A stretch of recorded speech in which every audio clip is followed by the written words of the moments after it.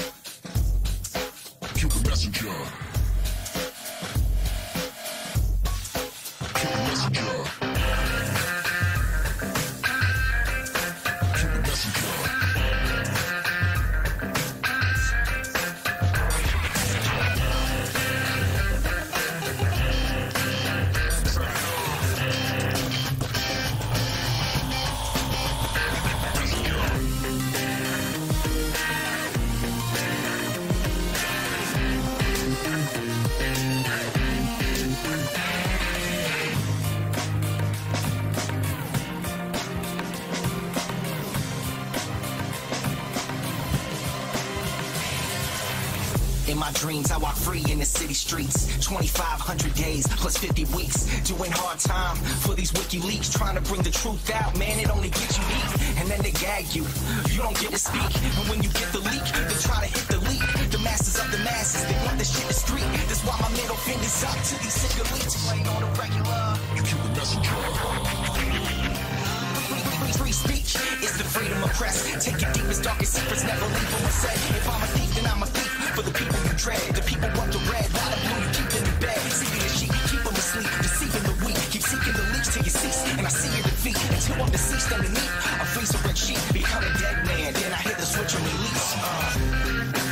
When Goldman Sachs is your creditor, you kill the messenger.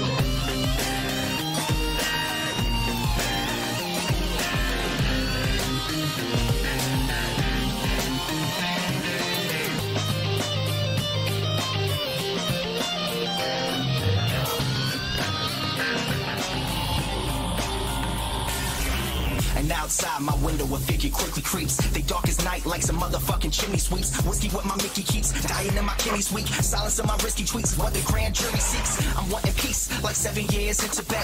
Now rest in peace, like 7 years under threat. Cause I released 7 bars, they upset. They ended the rape sentence, but the US still insists to rest. I guess it's a sin to take the truth and disseminate. And I'll pay the Gandhi, take him and eliminate. And I don't say I'm great, just wanna say what's fake. But if they kill me, a million others will take my place. The CIA's post like a knife the sharpest. All hypocrisy, lies, and heartless. They want to stop me, my life make my heart quit. Cause democracy dies in the darkness. Cause democracy dies in the darkness. You kill the messenger. You kill the messenger.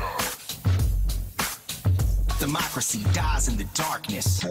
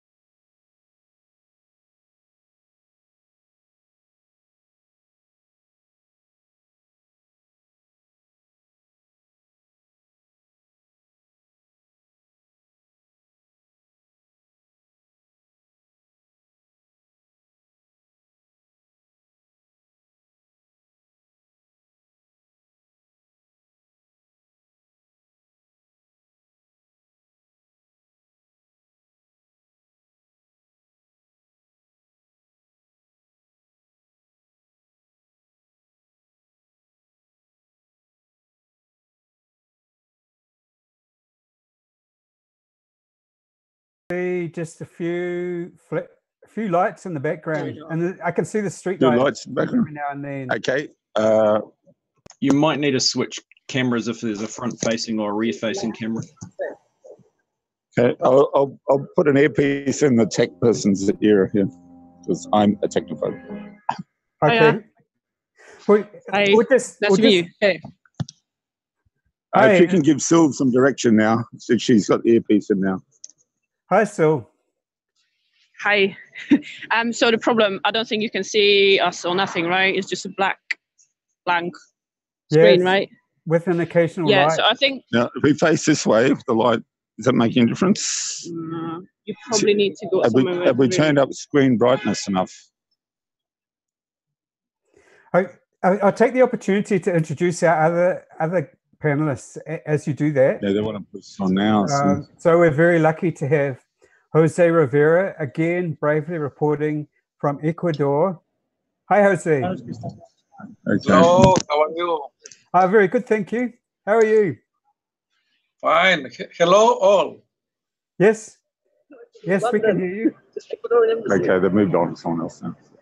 It's not safe for Jose to show his face. And so that photo of a railroad track is from Jose. Jose tends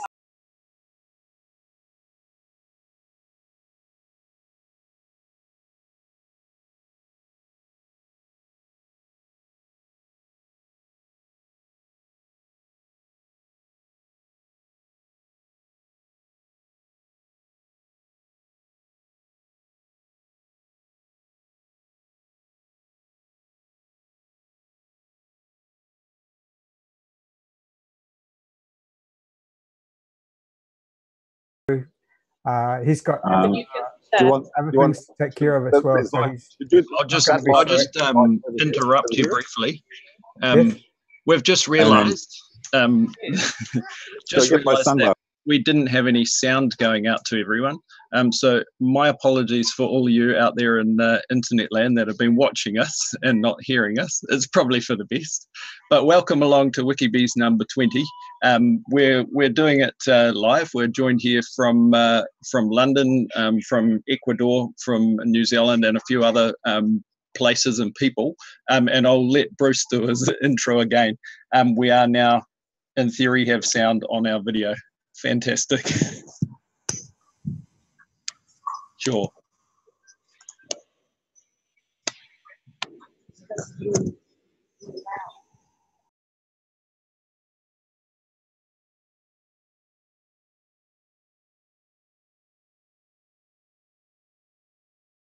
Did you click it again? How we doing now? YouTube's also buffering. Yeah, I'll jump back off again. As long as it's not red, we're live. Cool. Thank you, guys. No, Sean, I can't see anything. You see anything? Yeah. Can you see something? Oh, Bruce, in your hosting panel, you can mute people if need be. So yeah, just understood. Yes. Yeah. Okay. I'm hearing. So, do you have sound now? Can you hear us now? Are they talking to me? Yeah. Hey, what? Hi, Karen. Show your face briefly. Yes. We had no sound for a while. I think we have sound. No, we're not having. We're not. We're still. So we're yeah, still we can hear you. That's fine. We can hear you fine. We're just working on lighting. Yeah, go it's for looking it. like the Blair Witch Project. You can hear me clearly? Yeah, that's what was that? Can see you, Karen. You're right. It is like Blair Witch sort of. Yeah, and I don't want to hide my identity. No. You go. Oh, too late for that. I'm the decoy. Just explain it is dark. Obviously, that's why I need to. Do you want me to start speaking at this point, or? No, we're trying to get sounds going. Okay, you're still doing prep. You're still doing prep, yeah? Yeah, we're still should be really close. Problem. Hopefully, we've got it. No, I'm not in a rush. I just didn't know whether to. How many more minutes? Oh, I don't know. There wasn't way. So we don't have sound quite yet.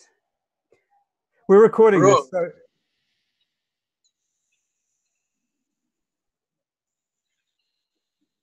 no.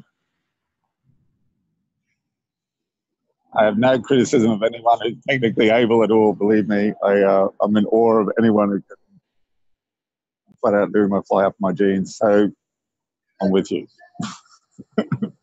Should use another metaphor. Okay.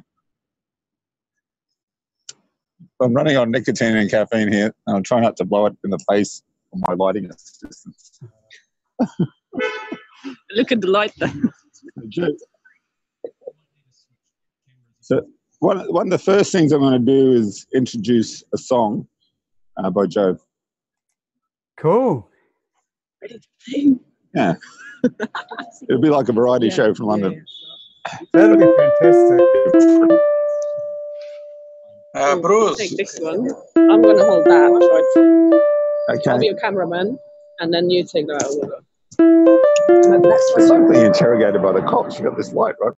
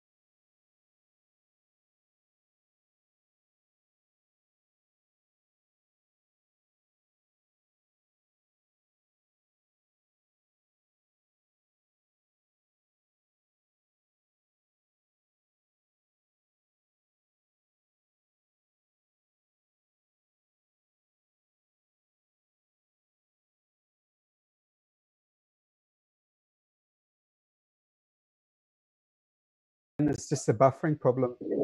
So I don't think I can post the link personally.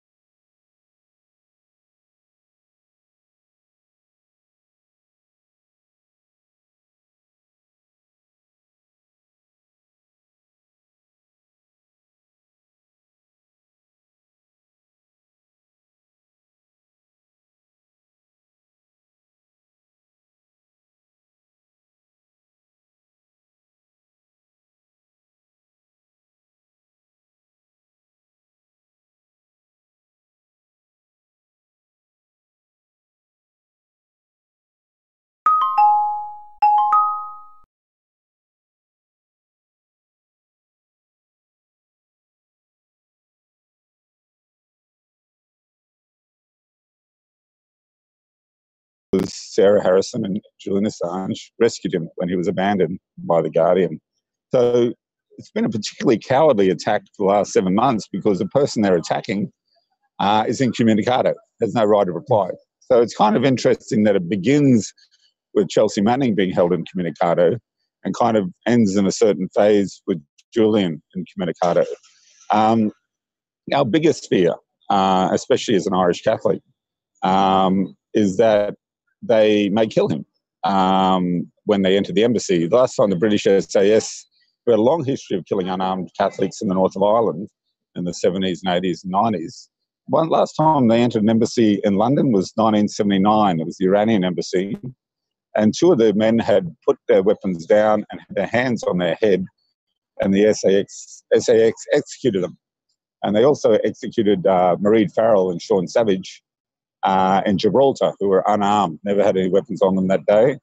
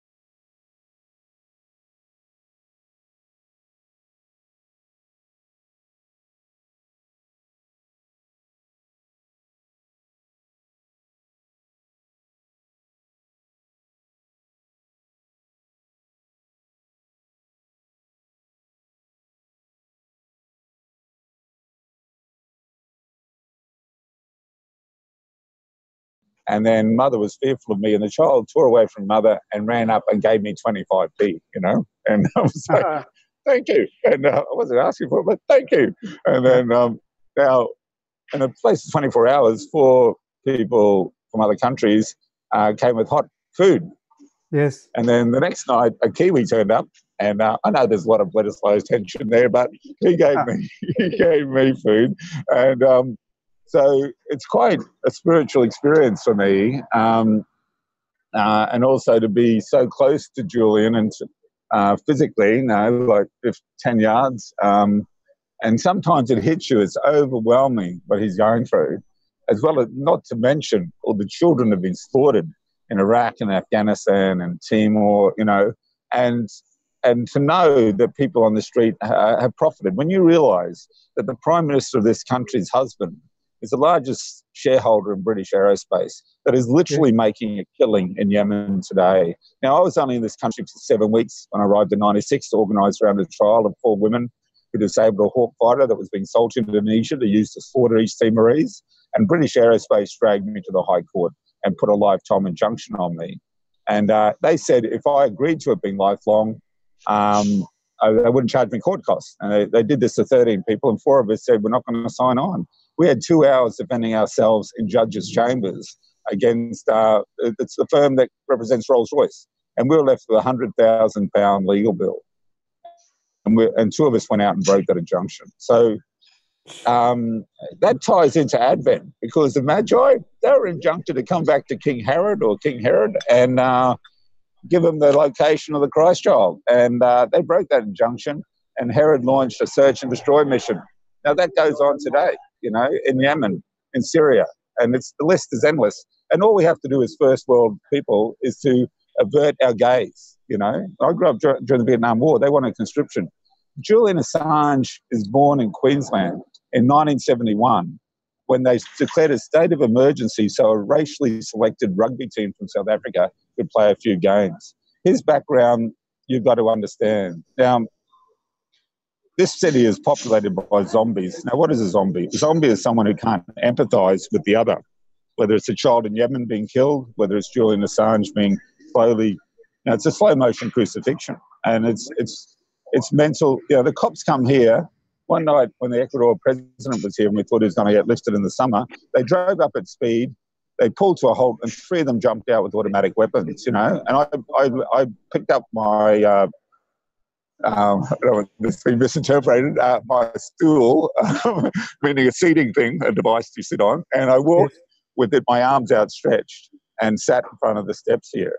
Now, they did that to psych Julian out, Now, when the Americans said, with their nuclear weapons, they wouldn't confirm or deny the presence of nuclear weapons on their ships and planes. Now, that's what they did saying with the indictment.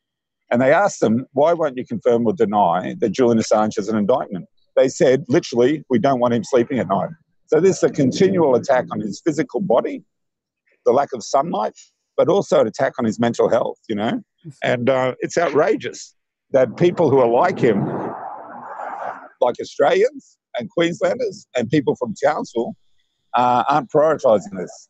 People who are geeks, which I'm not, or, into tech and all that, or people who are on the spectrum, or people who have children, or people who have parents, aren't empathising.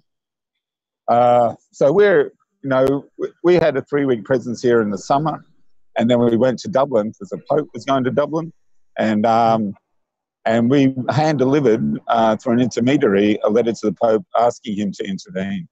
And we still hope that that's a possibility. I heard the Pope is on his way to Ecuador. I'm not sure if that's true or not. So in Christmas week, we'll be sending delegations to all the nuncios in Dublin, in London, in Canberra, and Buenos Aires, wherever Maradona happens to be. And we'll try and organise that. And we're working on limited resources and tech. And we're also on the 7th of December, which is the 8th anniversary of him being detained without charge. That's next Friday. We're hoping delegations will go to the High Commission here, to Australian embassies in Washington, D.C. We'll be using in Wellington. We'll be using all the contacts we have. And in Australia, people will go to the Department of Foreign Affairs. So that happened on his birthday. There's only one person. So there's one person in Sydney, Dave Smith, the Anglican vicar boxer, went there. My brother, Han Jordan, Tamil, a refugee activist in Australia, and a friend from Dore. But we hope to get people to go to Australian and British embassies next Friday to bring Julian's plight to light, because he's become, like Manning was, increasingly invisible. And, people like Chelsea Manning need to lift their game, and people like Edward Snowden need to lift their game, because Julian Assange did a lot for them in terms of solidarity. Now, I'm in a position to say that because I'm a former prisoner of the United States. And I can tell you the jail they put me in, I had 23 men in my cage for 9 months in a room with 140 men. I was going to work white boy in that jail, and I was assaulted and spat at for the first month until the solidarity came in, and in terms of people writing me letters, and it made me more secure.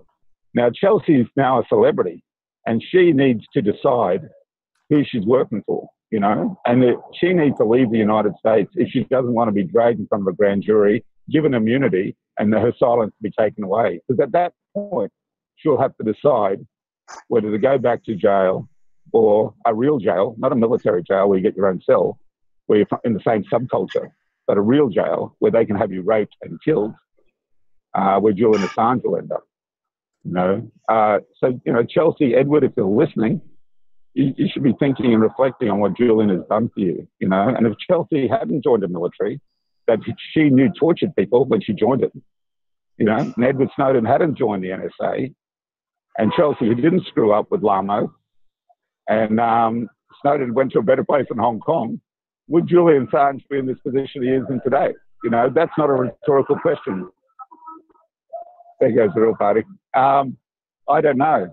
I don't know. If Chelsea hadn't screwed up and got into a chat room with an FBI informant, would Julian Assange be in this position today? Sorry, Julian Kieran, your sound is a professional. is coming out a little Now, bit. sorry. What's happening? Your sound isn't very good, Kieran. My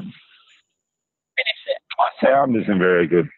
No, it is. Yeah, yeah. That should be up. Is that better? Yeah, it is better. Thank you. Yeah. I've been holding that up. Okay, we'll sit down now. We're going to move back to where we were before.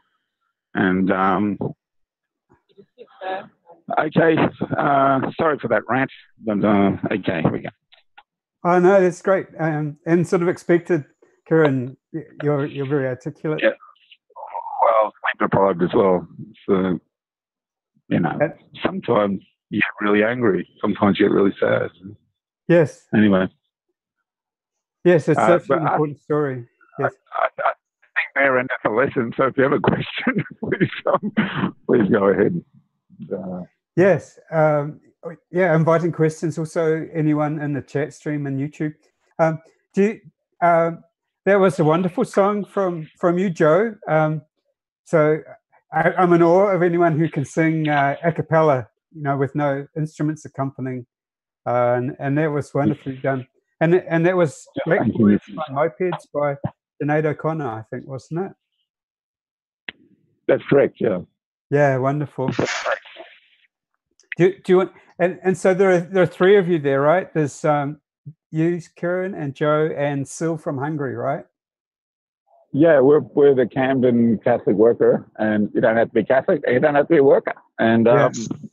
and so we're an affinity group, and what we encourage is other groups, whether it be Latin Americans or geeks or students or Australians in London, form such a groups with people they trust, because, obviously there are spy cops and infiltrators. And, like the guy who did the security on me at Julian's 40th birthday walked into the US Embassy in Iceland and offered to infiltrate WikiLeaks. So wherever, you shouldn't be naive, so you need to work with small groups you trust and then relate laterally on the basis of nonviolence to other groups you trust. And that's how we've been able to sustain this presence. Yes. Yep. I just type, just asking for any questions on YouTube. So I can. Yep. So, Kieran, I've been following you. I've been following your tweets, and it sounds like you've been very successful in getting a 24/7 presence around the embassy from the Catholic workers. Yeah, I mean, we're a marginal group. I mean, in England, like the United States is the only church-going part of the first world, and that's scary because the biggest Christian phenomenon there is not Methodist or Catholic or Episcopalian. It's non-denominational evangelicals, which means they make this shit up as they go along. Okay, there's no intellectual tradition there. There's no tradition, and the way Christians in Europe would view televangelists, I'm pretty sure it's the way Muslims in the Middle East view the Nation of Islam and whatever kind of, Judaism Madonna is into, or whatever prosperity gospel Buddhism they push in California. So, America is a weird place. So in England, since the early 90s, there have been more practicing Muslims going to the mosque than Christians going to church. Roughly 1 million Anglicans are practicing. They're mostly English. There's 1 million Roman Catholics. They're mostly not English. They're old Irish guys, people from the Caribbean, people from the French colonies. So Christianity is Western Europe largely is post-space. So the Catholic worker, being Catholic anarchist pacifist, is even more marginal and a very marginal phenomenon. So, but we have a rich tradition of prisoners. Our founder, Dorothy Day, she was an anarchist suffragette who went to jail in World War I protesting the war, converted to Catholicism, and then we had people locked up in World War II for resisting the draft. And then we were the first people to burn draft cards publicly in New York in the early years of the Vietnam War, Tom Cornell and others. And then the Berrigans, Daniel and Philip, began to break into draft boards and hundreds of other people to destroy draft files. And this developed into the ploughshares movement that you saw at Waihopai. I gave evidence of that trial in Wellington. They were found now guilty, just like we were found in Dublin. We were found not guilty, $2.5 million damage to a US plane en route to Iraq. There's WikiLeaks cables relevant to the US Embassy's hysterical response to that acquittal, unanimous acquittal. But, so some of the hammers, one hammer I've still got was used 5 times. Moana Cole, a barrister now, who went to jail with us in the ANZUS plowshares. We disabled a B-52 bomber in 91. Yeah. She's works with Maori Legal Aid in Christchurch, I think. So that ploughshares tradition, the Catholic worker, the radical parts of the Catholic worker have dovetailed for the last 40 years. Now, we have 7 people in jail, 2 in jail, 5 electronically tagged at the moment, because on the anniversary of Martin Luther King's assassination, they went into Kings Bay, Georgia, nuclear Trident submarine base, and began to disable the Trident submarine. And one of those is Liz McAllister. She's 78 years of age. She's the widow of Phil Berrigan. Now, Dan and Phil Berrigan were on the front page of Time magazine, just like Julian Assange. And then Nixon and Hoover had a meeting about how to destroy them, just like they had meetings about how to destroy Julian Assange. And they were effectively marginalised from being central to a 50 million constituency of Catholics in the 1960s, now 70 million, to being quite marginal figures. Democracy Now! Does a whole hour program on Dan, who died at 96 a couple of years ago. I think Amy Goodman was actually in the room when Philip Berrigan died. Wow. So what's happened to Julian has happened before. Now, the more unique you make Julian or Jesus or anyone like that, the less relevant they are. So you got to say, who is he? Now, the best thing I've seen is the film Underground, an Australian movie made by the same people who did Balibo.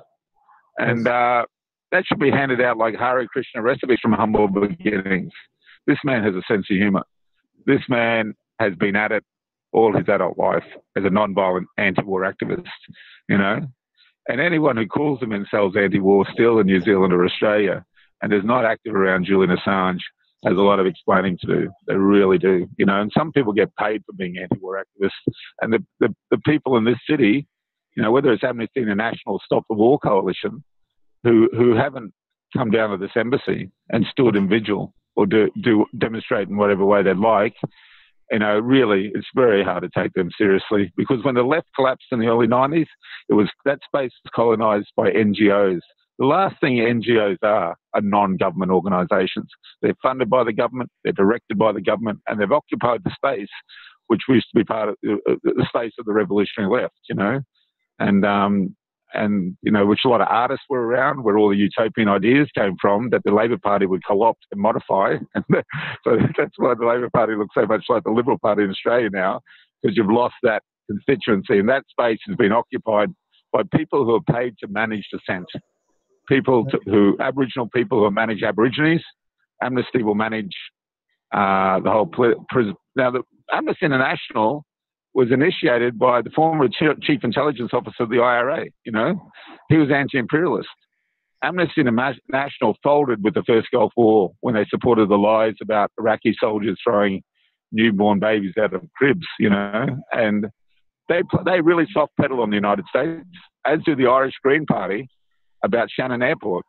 You got to ask, is that to do with MI6 infiltration, special branch infiltration, or is that just because they're cowards, or they didn't think Julian Assange was an ambulance worth chasing, ambulance chasers, and they thought that his name would toxify their brand because of the lies that were being told by the same government that lied to people about weapons of mass destruction in Iraq. That sent my godson, Ben Griffin, from the British SAS to Iraq to kidnap 15-year-olds.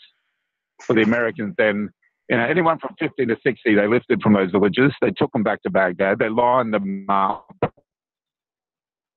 And then the Americans went down those lines and picked the ones they wanted. The ones they didn't want went to Abu Ghraib. Abu Ghraib was minimum security. The ones they wanted, they tortured, and some of them they killed, Now, Ben Griffin also has an injunction on him that he can't talk about any experiences of the British military. So this censorship of Julian Assange is not unusual. It's happening all the time. There are people in the city who are under control orders where they haven't been convicted of crimes, where their evidence, their defence counsel can't see. So there is a parallel universe. Now, Indigenous people can tell you about parallel universes, because growing up in Queensland, where when I was 8 years of age, Aborigines didn't have the vote. They weren't citizens of Australia. When I was 13, it was still illegal to cohabitate with a native in my state. When I went to jail, 30% of the population was Indigenous, even though they were 2% of the general population. They occupied a parallel universe, as did gay people in the 70s. Now, gay people have been mainstreamed, and the Irish have been mainstreamed now, But these were the other. And if you can't empathise with the other, you're really a zombie. And Julian Assange has been presented by The Guardian, by the liberal left, as the other. He isn't deserving of basic human rights, of sunshine.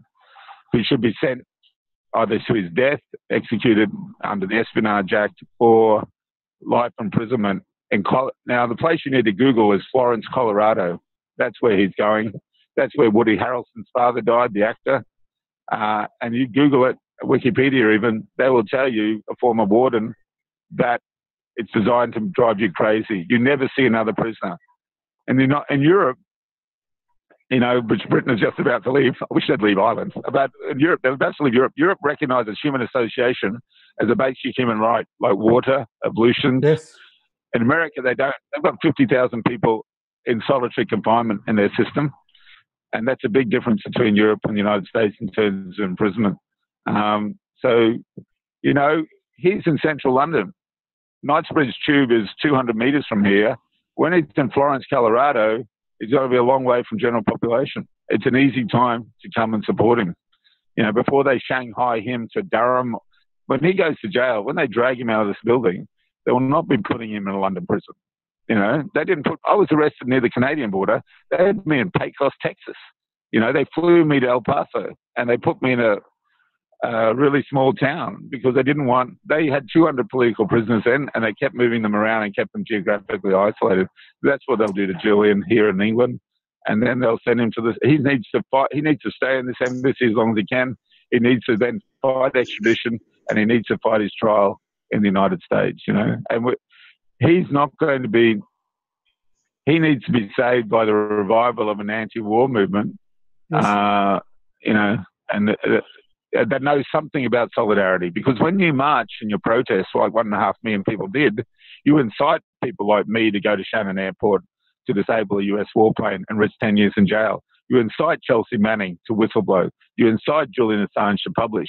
Now, if you incite anyone, you're then obligated, no, this sounds too Catholic guilty trippy, but you're obligated to follow them through the courts and follow them through the prison time.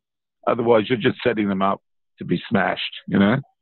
And Julian, the more solidarity, the easier it is for a resistor to maintain the resistance. And we live in such an atomized world now, you know, it's terrifying. And because I'm old, I'm 58, I remember a world that wasn't like this. I remember trade unions. I remember radical churches.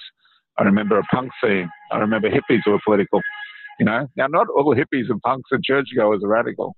You know, they co-opted punk rock in 5 years. They co-opted rap music in about 3. But Christianity, we had a 300-year run, you know, before they'd legalized us. And we need to go back to the radical roots of whatever tradition we come from, Buddhist, pagan, Catholic, punk, feminism, whatever, you know. And you know, this identity politics is a scourge. And who, you know, when I was 17, I was being bashed in the streets of Brisbane when they suspended civil rights. Now, with these teenage identity politics kids, who are they going after? They're not confronting the cops. They're going after Jermaine Greer, an elderly woman, and no platforming her from Cardiff University. They're going after Peter Tatchell, a gay man who was gay when it was criminal to be gay and where you'd be poofed bashed. You know, they're going after me at the Anarchist Book Fair where I was physically assaulted in 2013 because all of us, Jermaine, me, Pete, Julian Assange, we're exhausted. You know, we've been at this a long time. So they go after soft targets. They haven't got the courage to confront the people waging war in their names. And it's got nothing to do with skin tone. The last cop that arrested me was an elite counter-terrorist officer in London, and he was black, you know, and I assume he came from the Caribbean or Africa. He was colonized. I'm from Ireland. That's where my people come from. We were colonized for 800 years. We're still colonized in the north. Now, you've got a choice once you're colonized. Do you join the colonizer and become a house slave, or do you resist them? And I choose to follow Jesus and non-violently resist them. My grandfather resisted them violently, you know, and that's your choices. And it's got, now the black guy in this thing, I'm the white guy, here's the black guy. The black guy had the gun and he had the handcuffs, and he took me where I didn't want to go. I was a white guy, but I didn't have the gun, thank God, and I didn't have handcuffs. So it's not about black and white, you know, really isn't. It's about colonized, colonizer, and then what your choices are. You know, I'm Irish. I'm from an Irish Republican family. I'm born in Brisbane where the Indigenous people were totally liquidated. They were close to total. And I've got a choice. Do I, you know, go upwardly mobile as a second wave migrant or whatever? Or do I join the resistance in solidarity with those Aboriginal people who don't get to live very long? Now, most of the guys I spent time in jail in Texas with, the Syrian guy, I assume is dead now. The Mexicans, I spent 500 Mexicans and 50 of us weren't. I assume a lot of them are dead because the second biggest mortality rate of Syria is the Mexican drug border war with the United States, you know. Mm-hmm. So, you know, I've had a pretty easy hand. You know, if I was giving this speech in Guatemala, I'd be disappeared and tortured, you know. If I was giving this speech in Indonesia or the outer extremities of empire, it'd be high risk, you know. It's a little risky here, you know. I don't know whether I'm going to end up being tasered here or bashed or whatever. It's a possibility, but it'd be a probability in some other places, you know. So because we're privileged at the centre of empire in Australia, New Zealand, the States, Europe, there's much more of an obligation for us to act up because we whether we like it or not, we reap from the killing of children in Syria and Yemen. And we've got to decide, are we zombies? Do we want to be human? What's a human what response to the killing of children and the torture of Julian Assange? You know? Yes. Okay. Yes. Thanks, Karen. I'm just screen sharing a tweet from Joe Morrison. Karen O'Reilly preparing for a port to Wikibees. We're almost sorted. Have you seen that tweet? No, but Joe's right next to me. So I can ask her, did you tweet something about this? Yes, about you. Like, yep. wrong. No, it wasn't wrong. Yeah. It's a very nice tweet. It's a really nice tweet. Oh, good. Yeah. And yeah. Oh, another one I'll screen share, Karen, is your 1991 interview that you tweeted out. So I just share that. That was one from jail, was it? Or yes. Yeah. I was off the drink then. I was running 3 miles every morning, and that was a period when I was young and beautiful. But it's a passing phase, so don't get too attached to it. Yeah. Oh, okay. Can you see the screen now, Joe? So this is your 1991. Do you want Joe to sing another song if you want one? Oh, Joe. You do Tracy Chapman. That's more upbeat. Talking about a revolution. Oh. So this is a wonderful because it goes into your spiritual roots and your history of activism. Very very considered and very spiritual, right? Yeah, I mean, it's spiritual is about, I guess, the opposite to temporal, which is temporary, and it's a search for being authentically human. We believe we're all created in the image of God. You love God by loving other people and trying to stop principalities of power, governments, corporations murdering their children. And it was an interesting interview because the guy had read about me in a magazine, and he owned a tennis club in Houston, and he drove 11 hours and he smuggled in this video camera he used for helping people improve their tennis serves. And then he later went to prison himself twice, really? Ken Crowley. And and also he got a bourgeois running track in Houston, and he should be coming the other direction, but George Bush Sr. and 2 bodyguards, Secret Service. So as he approached, Ken dropped to his knees and said, "Pray for the children of Iraq." And Bush turned around and said, "And for the hostages." And he's thinking, what hostages? So it was probably a reference to Iran in the 70s or something. They call him Poppy Bush because of the heroin trade there during the Vietnam period. Now heroin comes out of Afghanistan. I think there's a theme there. And at the moment, in front of the Ecuadorian embassy, you have scaffolding. Yes. We know what scaffolds are used for, but historically. But now this is unusual because I was a house painter with Phil Berrigan in Baltimore, Maryland. Their community is now based where the wire is set. And you do outdoors in the summer and you do indoors in the winter. Now, I asked the guy working on this job, I said, isn't it unusual to do a job outdoors in the winter because there's no light and it rains a lot and you got to stop work? And he nodded at me. Now, this scaffolding is here because they want to destroy the optic for US media coverage of Julian Assange or any other media coverage. Because when the Americans cross to London, they want to see Mary Poppins. They want to see things they're familiar with. So they've destroyed the optic. Now, I thought back, because I spent 6 weeks outside the Indonesian embassy in the lead up to the East Timor ballot in 99. And guess what they had around that embassy? They had scaffolding. So this is all to counter any media coverage of Julian's plight. And, these people are smart. Unlike the peace movement, they learn from their mistakes. They refine their techniques. And you had the Stop the War Coalition. They kept people marching up and down empty streets here when they could have gone to Northwood headquarters on the tube. Rob Green, who lives in Christchurch now, he was in the Northwood headquarters when they waged war on the Malvinas, the Falkland Islands.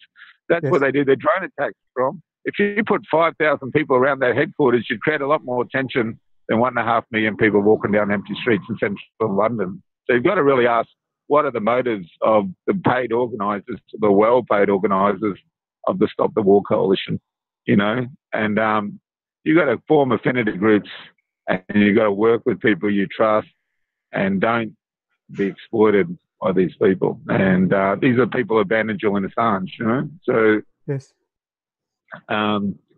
We've got to learn from our mistakes, And Joe's got another song. It's a bit more upbeat. Yeah. And what is it, Joe? Tracy Chapman, is it? Yeah. Okay. Don't you know they're talking about a revolution sounds like a whisper? Don't you know they're talking about a revolution sounds like a whisper? While they're standing in the welfare lines, crying in the doorsteps of those armies of salvation, wasting time in the unemployment lines, sitting around waiting for a promotion. Don't you know they're talking about a revolution? Sounds like a whisper. Poor people gonna rise up and get their share. Poor people gonna rise up and take what's theirs. Don't you know you better run, run, run, run, run, run, run, run, run, run, run, run. Oh, I said you better run, run, run, run, run, run, run, run, run, run, run, run. Because finally the tables are starting to turn. Talking about a revolution. Yes, finally the tables are starting to turn. Talking about a revolution. Whoa, whoa, whoa. Talking about a revolution. Whoa, while they're standing in the welfare lines, crying on the doorsteps of those armies of salvation, wasting time in the unemployment lines, sitting around waiting for a promotion. Don't you know they're talking about a revolution? Sounds like a whisper. And finally the tables are starting to turn. Talking about a revolution. Yes, finally the tables are starting to turn. Talking about a revolution. Whoa, whoa, no. Talking about a revolution. Whoa, whoa, no. Talking about a revolution. Whoa, no. Okay, we're going to hear next from Hungarian Sylvie. She's a bit shy, but just say a few words, Sylvia. Hello, good evening. Right here by the embassy, where Julian is obviously with us somewhere inside the doors, the windows.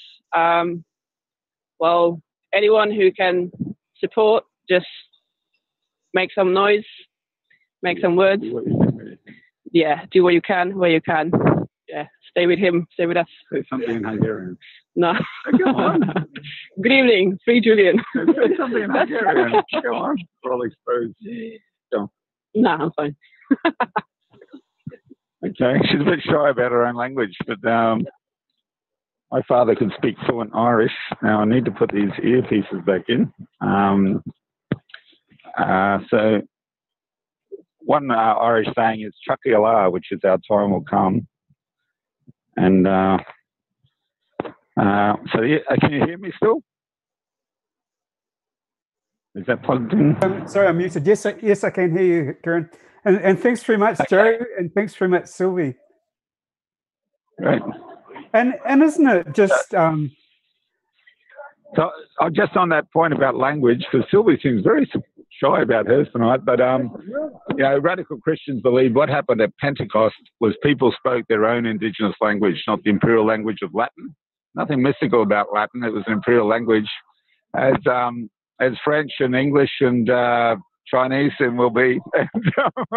So what happened at Pentecost was the message was so universal to love each other that people understood across a linguistically divide, you know. So it's great. I'm trying to learn a bit of Irish, and it's good to learn. You know, obviously New Zealand people are more fluent in the Maori, and then Australians are like this, the Prime Minister of Australia can't even, you know, tokenistically say hello or good morning in any Aboriginal language, and that's outrageous, you know. Yes, it's coming back. Are you guys? Can you stay for like the 3 hours? Or because I'm very conscious. I'm not going anywhere till the Pope turns up on his Pope-mobile and takes Julian Assange away, or that. Yeah, even the Anglicans cheering that one, and or they step over my body to get him. Okay, so that's my plan.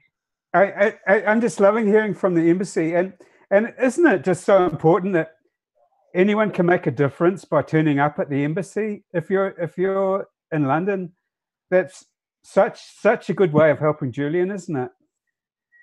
Yeah, there's a couple of groups who are here. Like we're a kind of a closed group in the sense lots of people drop in and we chat. I've had so much history of infiltration.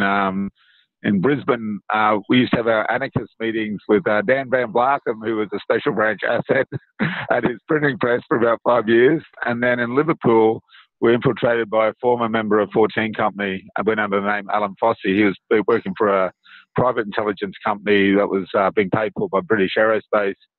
And then also at the London Catholic worker were infiltrated. And who else? A friend, Carmela, sadly committed suicide. She was an Australian federal police officer, infiltrated Nanda Marga in the 80s, and then joined them. Was actually, and then later sadly killed herself.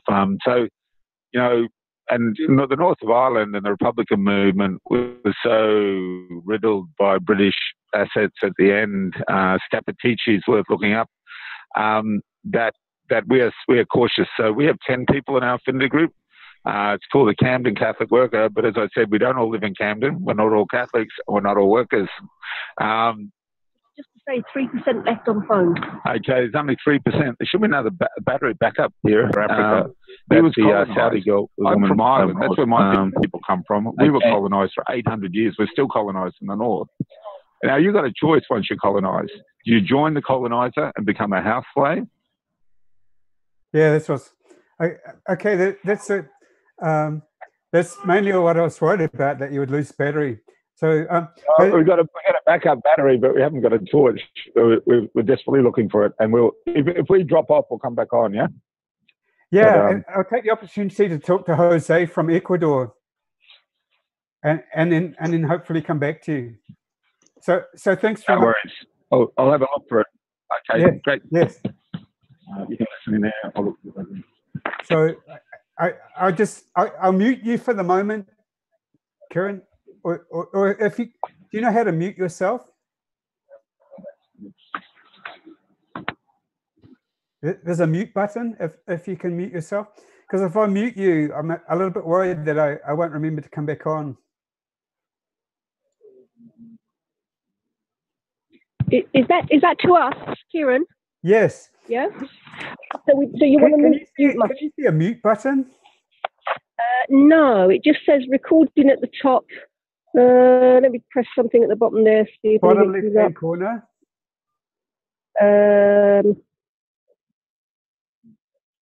No, it's not it.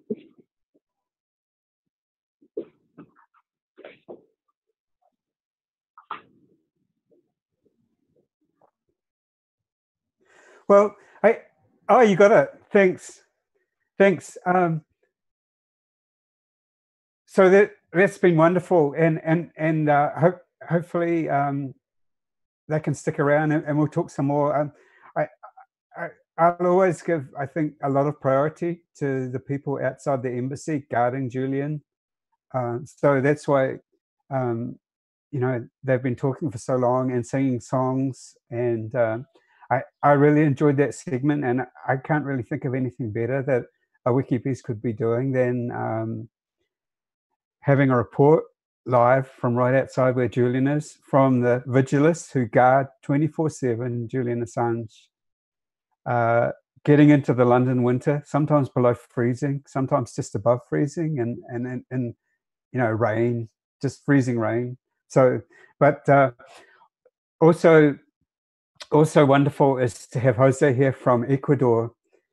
Ecuador is the embassy where Julian is, and the Ecuadorian people and the former Ecuadorian president were wonderful to Julian and saved him when the US and the strongest powers of the world were trying to get him. But now they have a new president who's called Lenin Moreno. So, Jose. Hello. How are you? Hi. So sorry for the long wait. Yeah, that's fine.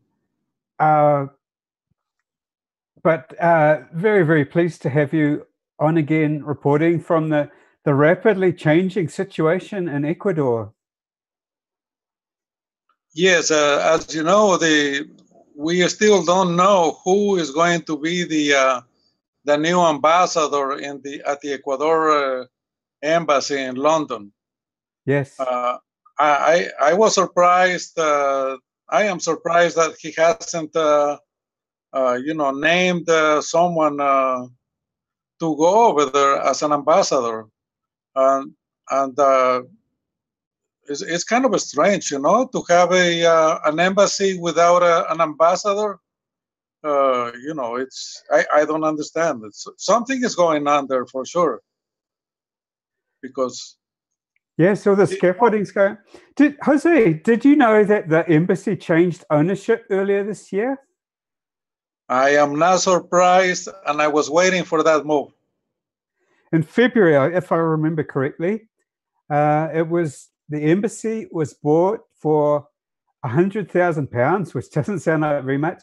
Free lease was bought for £100,000 by, I think, a rich, maybe even royalty with the United Arab Emirates. Certainly someone very, very wealthy, billionaire, I think, from the United Arab Emirates. If I'm remembering correctly, I saw it in a tweet, bought the embassy in February of this year. I'll try and find that tweet. I can't do it now. Yeah, so they have the scaffolding at the outside of it, of course. So there's a lot going on, and they're trying to get rid of him one way or another, aren't they? Yes. Well, because you see, how could you evict a person from a building? Either a new owner, or a new lease, or a reconstruction permit, where you have to empty the whole building due to reconstruction. So those are three possibilities, that should be expected. Yes. By us. So the easiest one is just any of those three. Yes. They say, we are going to rebuild the building and you have to live, and we'll give you 3-4 months to vacate the space.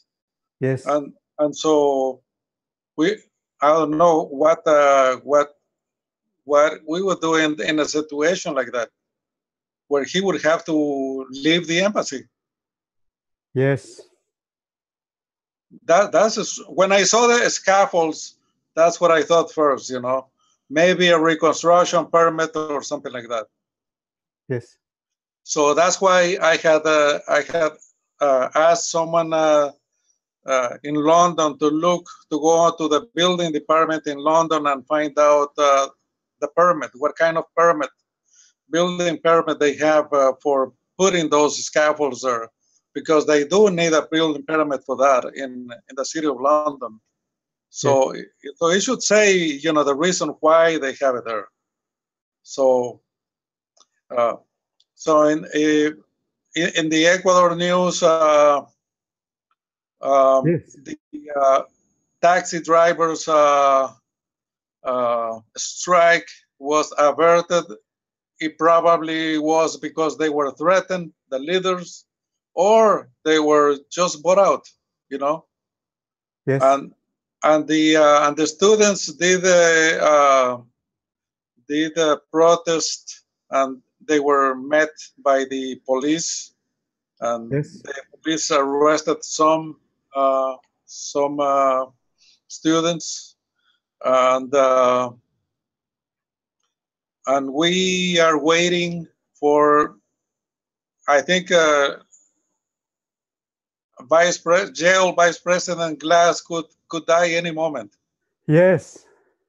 Yes, he could die any moment now. Any moment now, because his situation is really bad. His medical situation, and even the government. We have in Ecuador a special court which is called People's Court. Yes. And they did a medical examination on him and his conditions, and they recommended to change Glass to another jail where he's going to be guaranteed all the human rights that he's guaranteed by Constitution. Is this very recent? Yes, there is an order by that court, but the government. Yes, and the government is doing nothing. They are just taking their time, When was the order, Jose? I think it was around 4 days ago. 4 days ago. 4 days ago. I have the copy of the. Yes. So so the government has that judicial order, and they haven't moved. Also, yes, also Glass filed for a habeas corpus in the city where the jail is, and the court has not moved at all. Has not made any pronouncement from the court. Nothing. They're just sleeping on the paper, you know. Yes. And you know, you don't need to be, a mathematician to add 1 + 1 is 2. You know, they're just waiting for him to die. You know, because Jose. Yes. We do it every time, but we tend to assume that some of the people watching will be new. So I understand. Could you go right from the start and give some background on Vice President Glass and also on even go back to Lenin Moreno and Rafael Correa and the situation with Julian Assange? Could you give a very basic introduction again? Sure. Well, you know, Lenin Moreno was the vice president for Rafael Correa for 10 years. Yes. And then he went to Geneva to work for the handicapped. They had a program there. And then in 2017, he went as a candidate for president. Lenin Moreno was a candidate for president. And Jorge Glass was a candidate for vice president. So Lenin and Glass were together on the elections. So they won the elections. And just a few months after Lenin became president. Okay, that's one minute, that's fine. I can sit this side again. Thank you. Sorry about that. Sorry, yes. So as soon as Lenin became president, just a few months later, he sent to jail Glass. And because he Glass went to Quito, to a jail in Quito that was close to his family and his lawyers. And about a month ago, more than a month ago, he was sent to a high security prison for no reason. But the reason he was put in jail, the reason he was put in jail, what was the reason he was put in jail? We still don't know why. They made an accusation that was not even in the books, because they said Glass, you are accused of illegal association, but according to the to such law. But that law that they cited on the sentence did not exist anymore. And the illegal association was never proven. I mean, there was nothing, no proof, nothing. He was just the one-page sentence, which is ridiculous for a high court, is so, so unthinkable that you sentence a guy for the vice president, elected vice president of a country. Yes. Just with one page. Yes. It's so amazing, So, it reminds you of the protocol. The protocol is only, what, 1 page or and a half? Yes. And they sentence, because that's basically what the protocol was for Assange. It was basically a jail sentence, with including torture for every day, So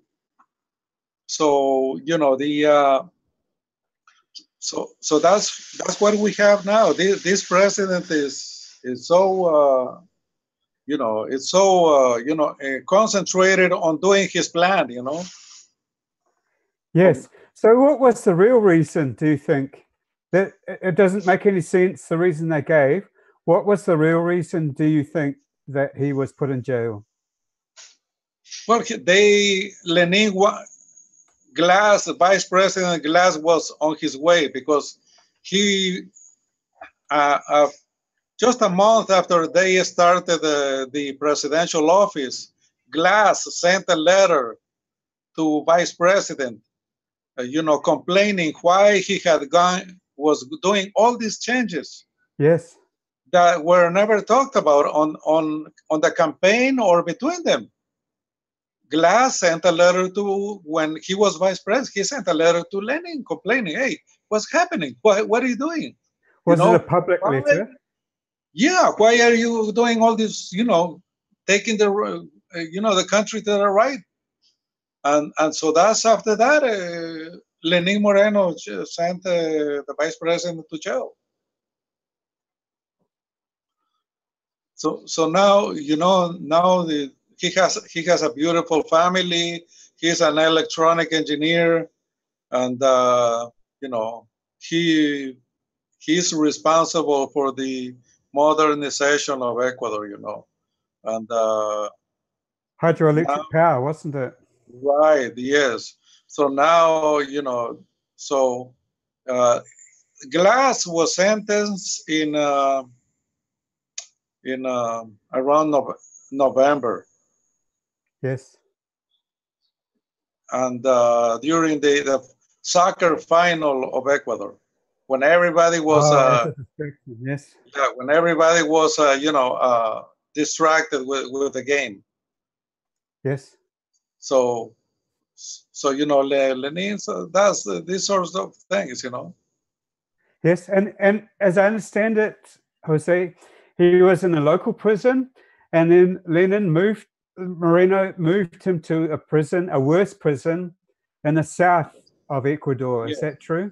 Yes, south of Quito. South of Quito, yes. Yes. And at that stage, or around that stage, just after he started doing a hunger strike. Yes, he did.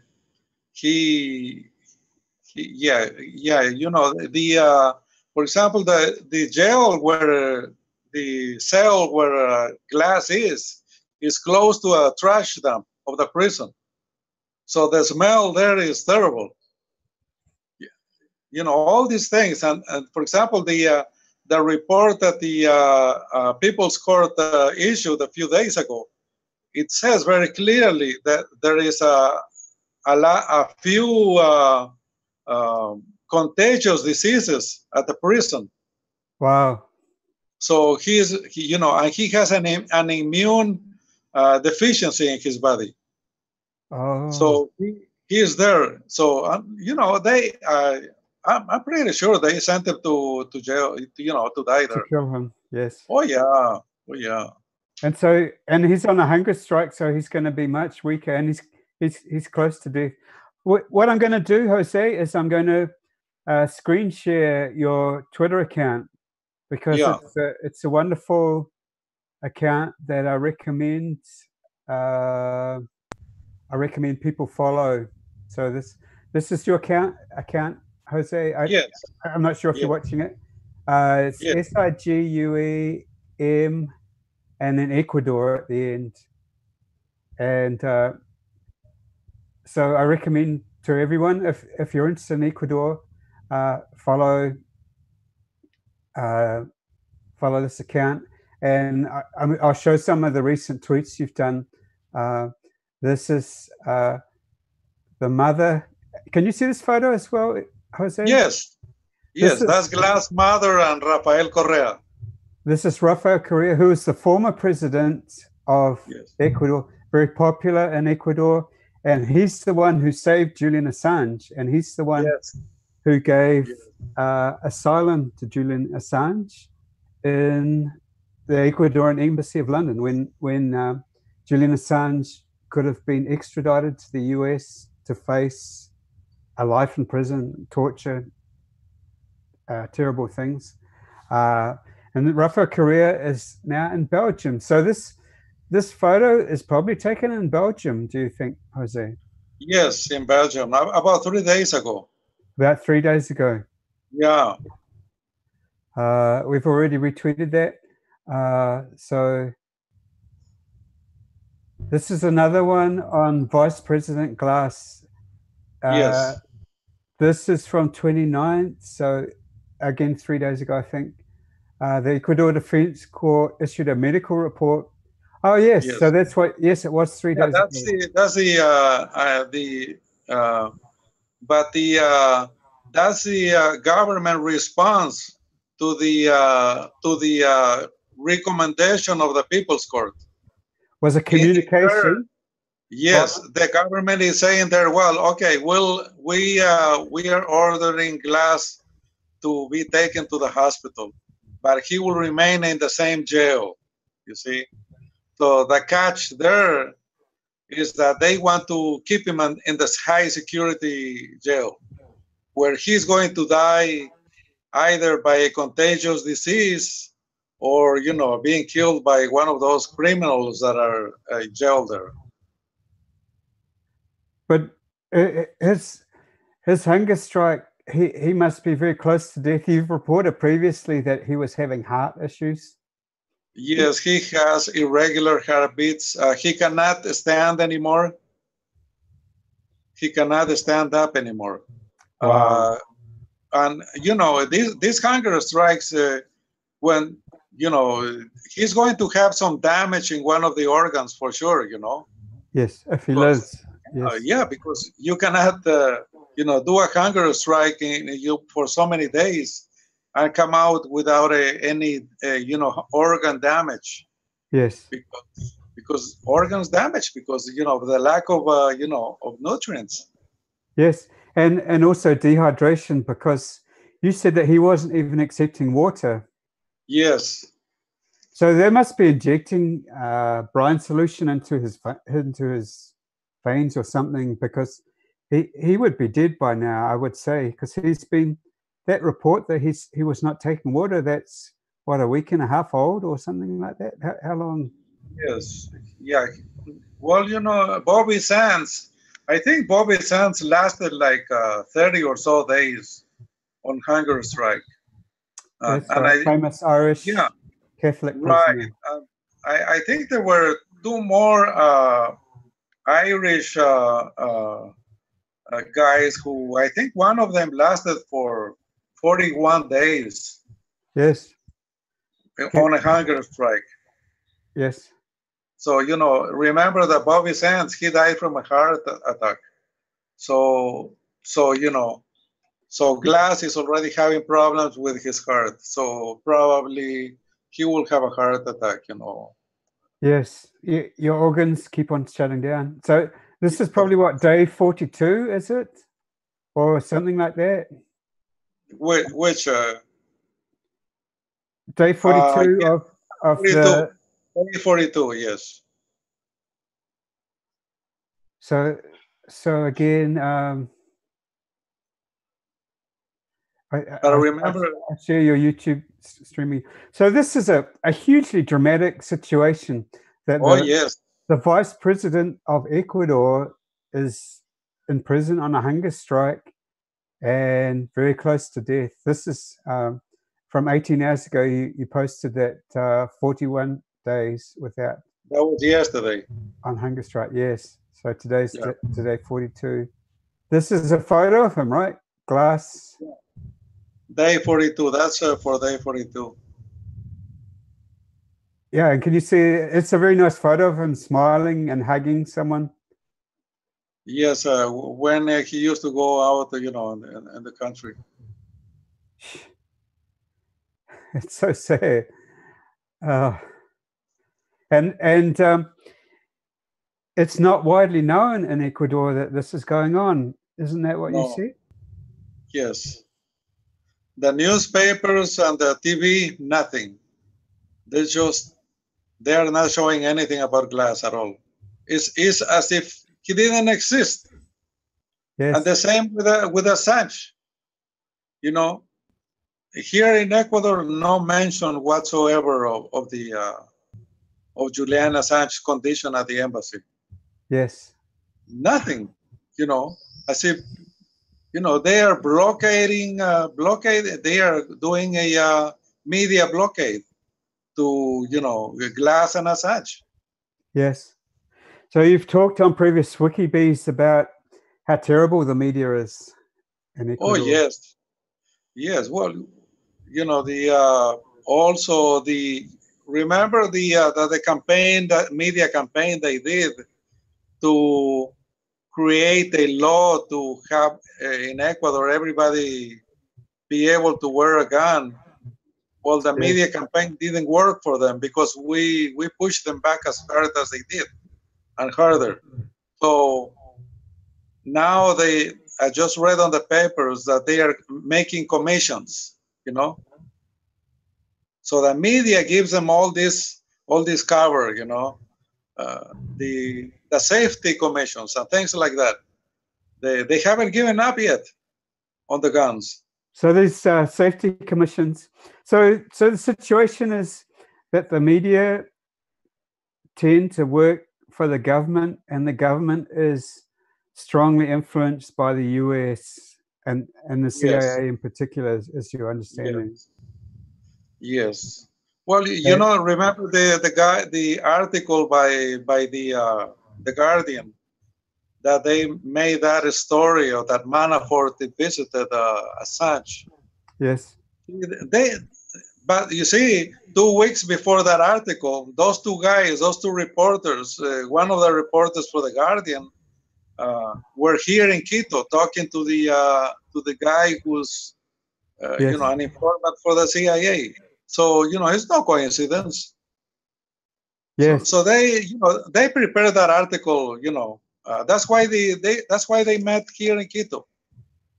I'm sure they prepared that article, you know, at that time, and they just waited for the good moment to you know, to release it. Yes, yes, we were going to talk about that later. But let's see, I can talk about that. So the background to that is that there was a fake news article posted by The Guardian that tried to connect Julian Assange to President Trump as a way of smearing him and associating him with Russia as well, I think. So there's that's big news. That's big news in the US as well. So let's see. I'll try and I will show that article. I'll do another screen share.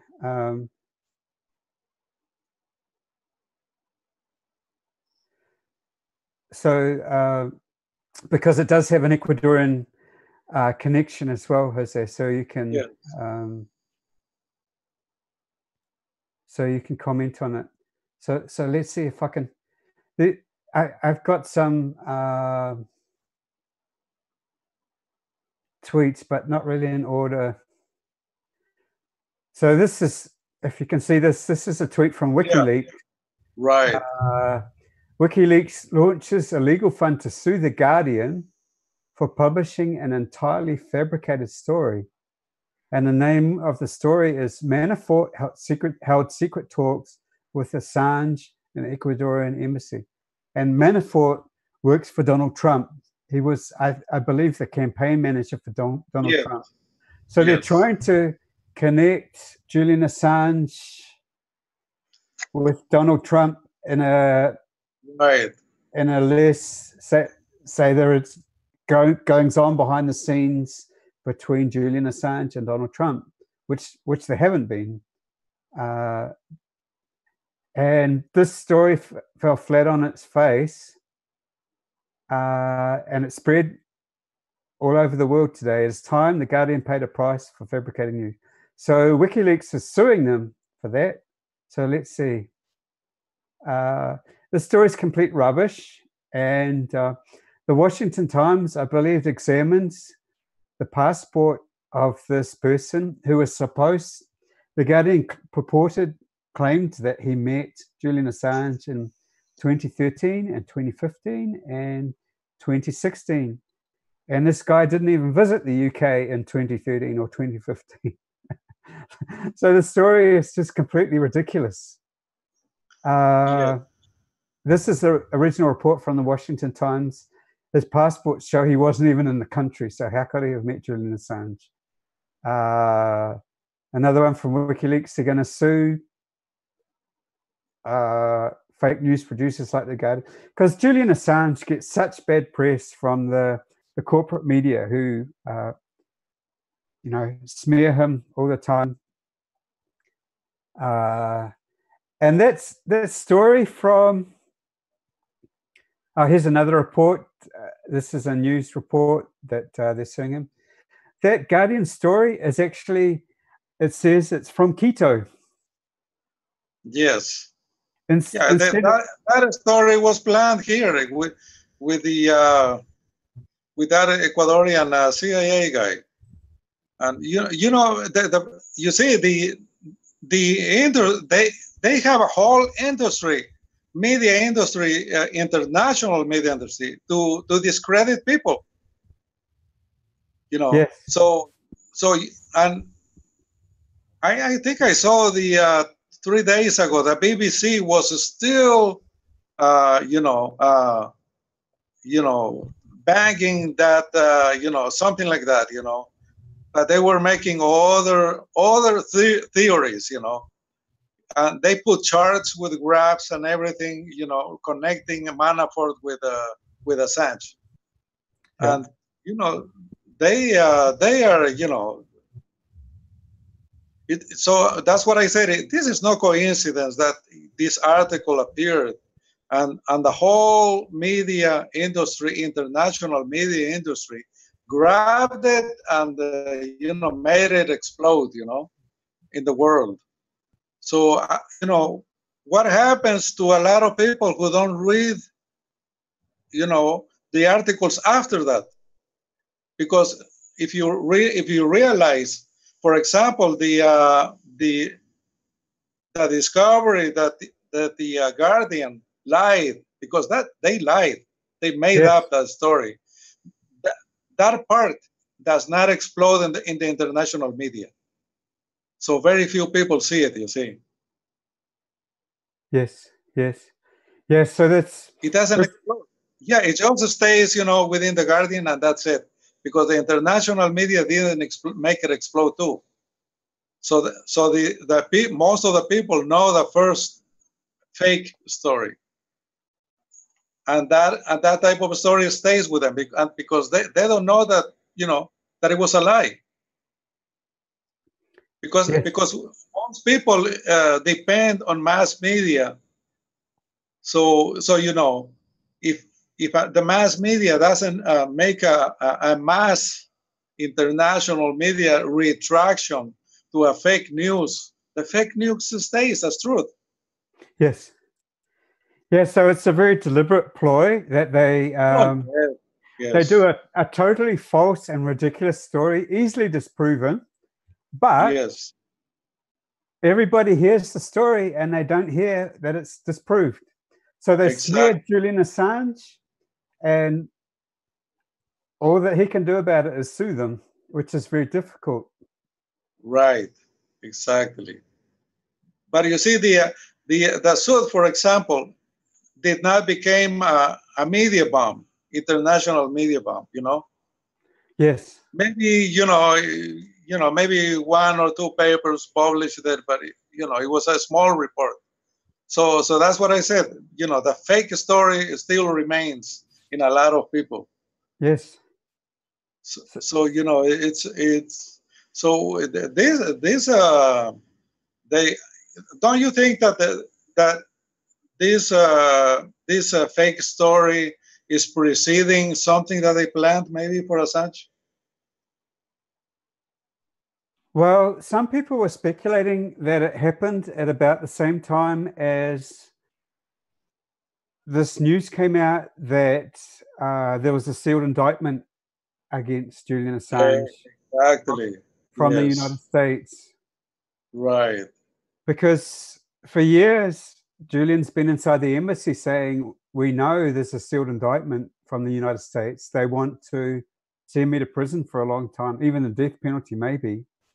And the United States wasn't saying anything. Actually, WikiLeaks proved that there was a sealed indictment because WikiLeaks leaked some files from a security firm called Stratfor, which is closely connected to CIA. And the Stratfor emails showed them talking about the sealed indictment for Julian Assange, speaking of it as a fact. And then what happened a couple of weeks ago was that it was supposed to be an accident, that somebody accidentally revealed in court, in a court paper, that there was a sealed indictment. And then at the same time, straight after that, this story came out from The Guardian. So I don't know, they're strange. You have to sort of read the tea leaves, I suppose, and it's Right. almost not worth guessing, but it's another one of these crazy developments that are going on with Julian Assange. So everything quickening. You know, there's a lot of events happening around Julian Assange. Right, exactly. Too many things at the same time. You know, Yes. that's why I was suspecting that maybe they have a plan of something. You know, we don't know what it is, but it's obvious that the Mueller investigation is also having an effect. You know, on all these things that around Assange. Because as you know, most people don't know that, for example, Mueller has no evidence whatsoever about anything about Assange, against Assange. Yes. Because and remind people who Mueller is. Yes, he is the special counselor appointed by Congress to investigate the Russiagate, the supposedly, interference by Russia on the United States elections. But they have not proved anything so far. Yes. Nothing. No.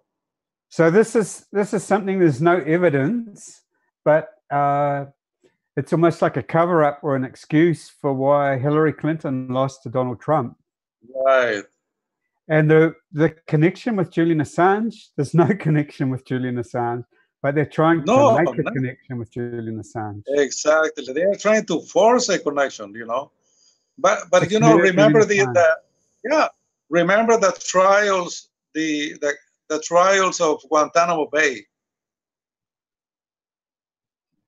They had all these poor people that they sequestered in Asia and Europe, and they were blindfolded, drugged, and taken to Guantanamo Bay, and most of them were returned to their countries, with nothing, but they were at a court, military court in Guantanamo Bay, and my question is, that type of court was for what?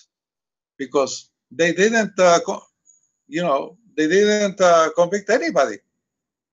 Yes. And so, Assange should. I was listening to what the person was saying, at the embassy. That's what I'm trying to say. If they are going to just, use just say, just because you are Assange, you are convicted. Basically, that's what it's going to boil down to, because otherwise, the laws that they are going to try to push on him that he violated, they cannot be applied to him. But if you are in jail, you are at the mercy of the judge. Yes. Just like Glass was. That's another Guantanamo Bay type of judgment. Yes. They judged him because he was Glass. Because the judge had the orders from Lenin to put him in jail. So no judicial review, nothing. So they just sent him to jail. So Assange should expect the same treatment, and no justice at all. No justice at all. Yes. So it's another example of what you've talked about in general, that Ecuador's new president doesn't obey the law and he's above the law. Yes. And and you know the biggest ridiculous thing is that the vice president that Lenin chose to replace Glass is being investigated by corruption. So you know. So he put the first vice president in jail, replaced with a new vice president. Yes. And she is being investigated by corruption. And she's being investigated for corruption. Yes. Wow. So, but you know, they didn't send her to jail. Yes, I'll actually, you've been doing some tweets on this. Again, it's good to follow your account, and I'll show the tweets, at least a couple of the tweets. So it's on screen share. National Assembly voted tonight to ask Vice President Vicuña? Yes, Vicuña. Sorry, to resign due to corruption charges. I'll press on this link to see if it looks good. Because you've done other, it's just an article. Because you've done other tweets with photos of Vice President Vicuña as well. You see, here is the... Here she is, right? Right. Yes. So this is a... So here, right. So in that tweet, you know, what I'm saying there is that what the Constitution says, that in order to, you know, fire a vice president of a Republic of Ecuador, you need 2/3 of the votes in Congress, in the National Assembly. But before that, the Supreme Court, the Corte Constitucional, must first review the case and approve it so that it can go to the National Assembly. Yes. But Lenin Moreno fired all Supreme Court judges. So we have no Supreme Court judges to make that ruling, you know, to send her case to the National Assembly. So you don't even have a Supreme Court at this stage. Right. She cannot be fired unless only the National Assembly can fire her. Or if she resigns to her immunity as vice president, and then she submits to the laws of like any regular citizen. And she is not doing that. But you see, that's what Glass did. He resigned to his immunity as vice president that he had. Because as vice president, right. So you see, they tricked, Lenin tricked Glass. He told him, no, just submit it because we have justice in Ecuador, and you should trust our judicial system that they will do justice to you. So that's what he did. Glass resigned to his immunity because he was tricked. Oh, that's so sad. Right. So little he know that was just a trick, a trap, you know. That was just a pressure, you know, they pressured him. If you have nothing to, they told him, if you have nothing to hide, just resign to the immunity. And, you know, the law is going to give you the, you know, declare you, you know, innocent. Yes. Because you are innocent. But that's not what they had other plans for him, you know. Their plans was to, you know, send him to jail so that they would do whatever they wanted. Yes. I mean, Jose, this is really one example, yet another example of a general, the overall picture for Ecuador is that it's in free fall, because under the previous president, Rafael Correa, remember who was shown in the photo with from Belgium, under Rafael Correa, Ecuador was a very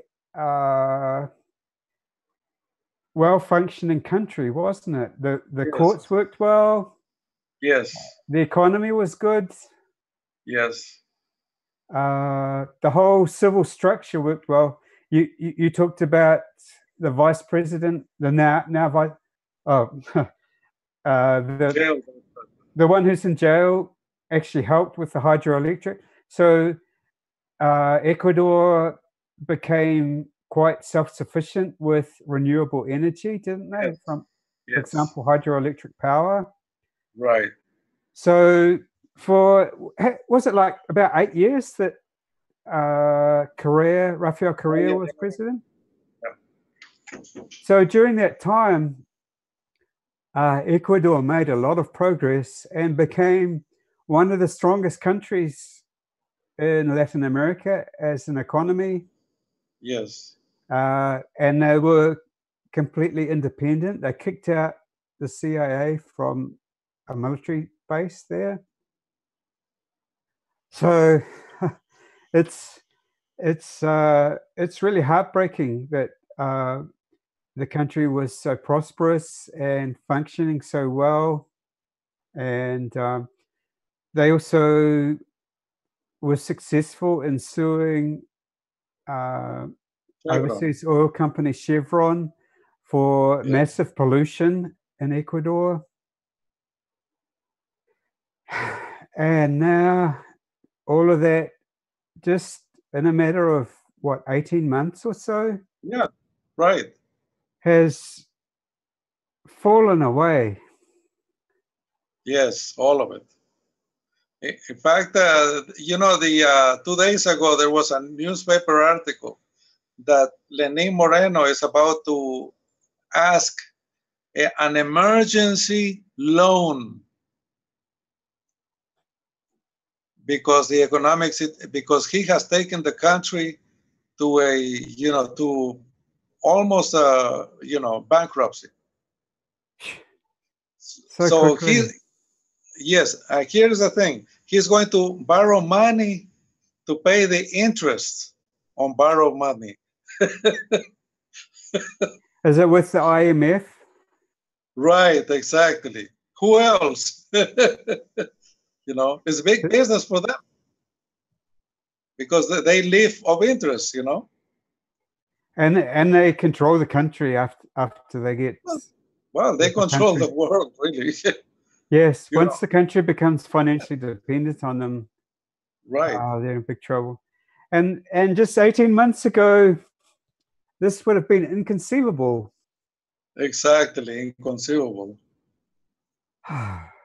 So it's a terrible situation. So you know, in this Wikibees, I mean, we hear a lot from you in Ecuador, and it relates to Julian Assange because Julian Assange relies on this country that's now in free fall, and the president has described Julian Assange as a stone in his shoe. Yes. The new president wants to get rid of Julian Assange. Yes. And the United States would be very happy to grab him. Yes. So this is why it's an emergency for Julian Assange. Oh yes, it is. We don't know how long he's got. He's not secure. He's in an embassy with scaffolding, with a whole lot of things going on. Yeah. So, yeah, a crazy story. And anything else from Ecuador, Jose? No, that will be all. I gotta go, but it was a pleasure to talk to you guys. And you know, this is a labor of love that we are all doing because we do it, you know, because of our you know, we care about the humanity and we care about Assange and you know, and Glass and all the injustices, you know. And I would like to invite everybody to do their, you know, whatever they can to help Assange and yes, yes, and to everyone watching, if you're on Twitter, Jose is a wonderful person to follow on Twitter, and there are also photos of you doing holding up a banner,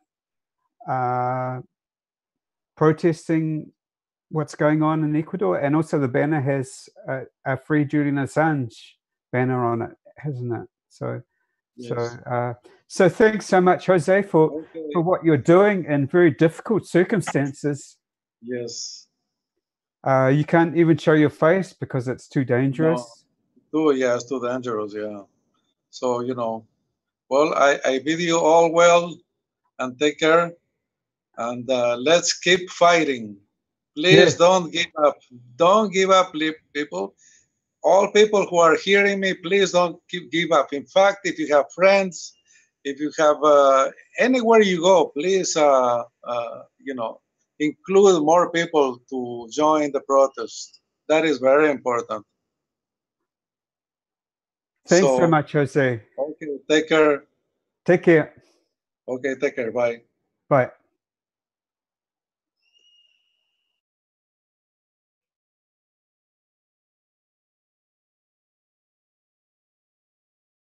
Hello, can you hear me?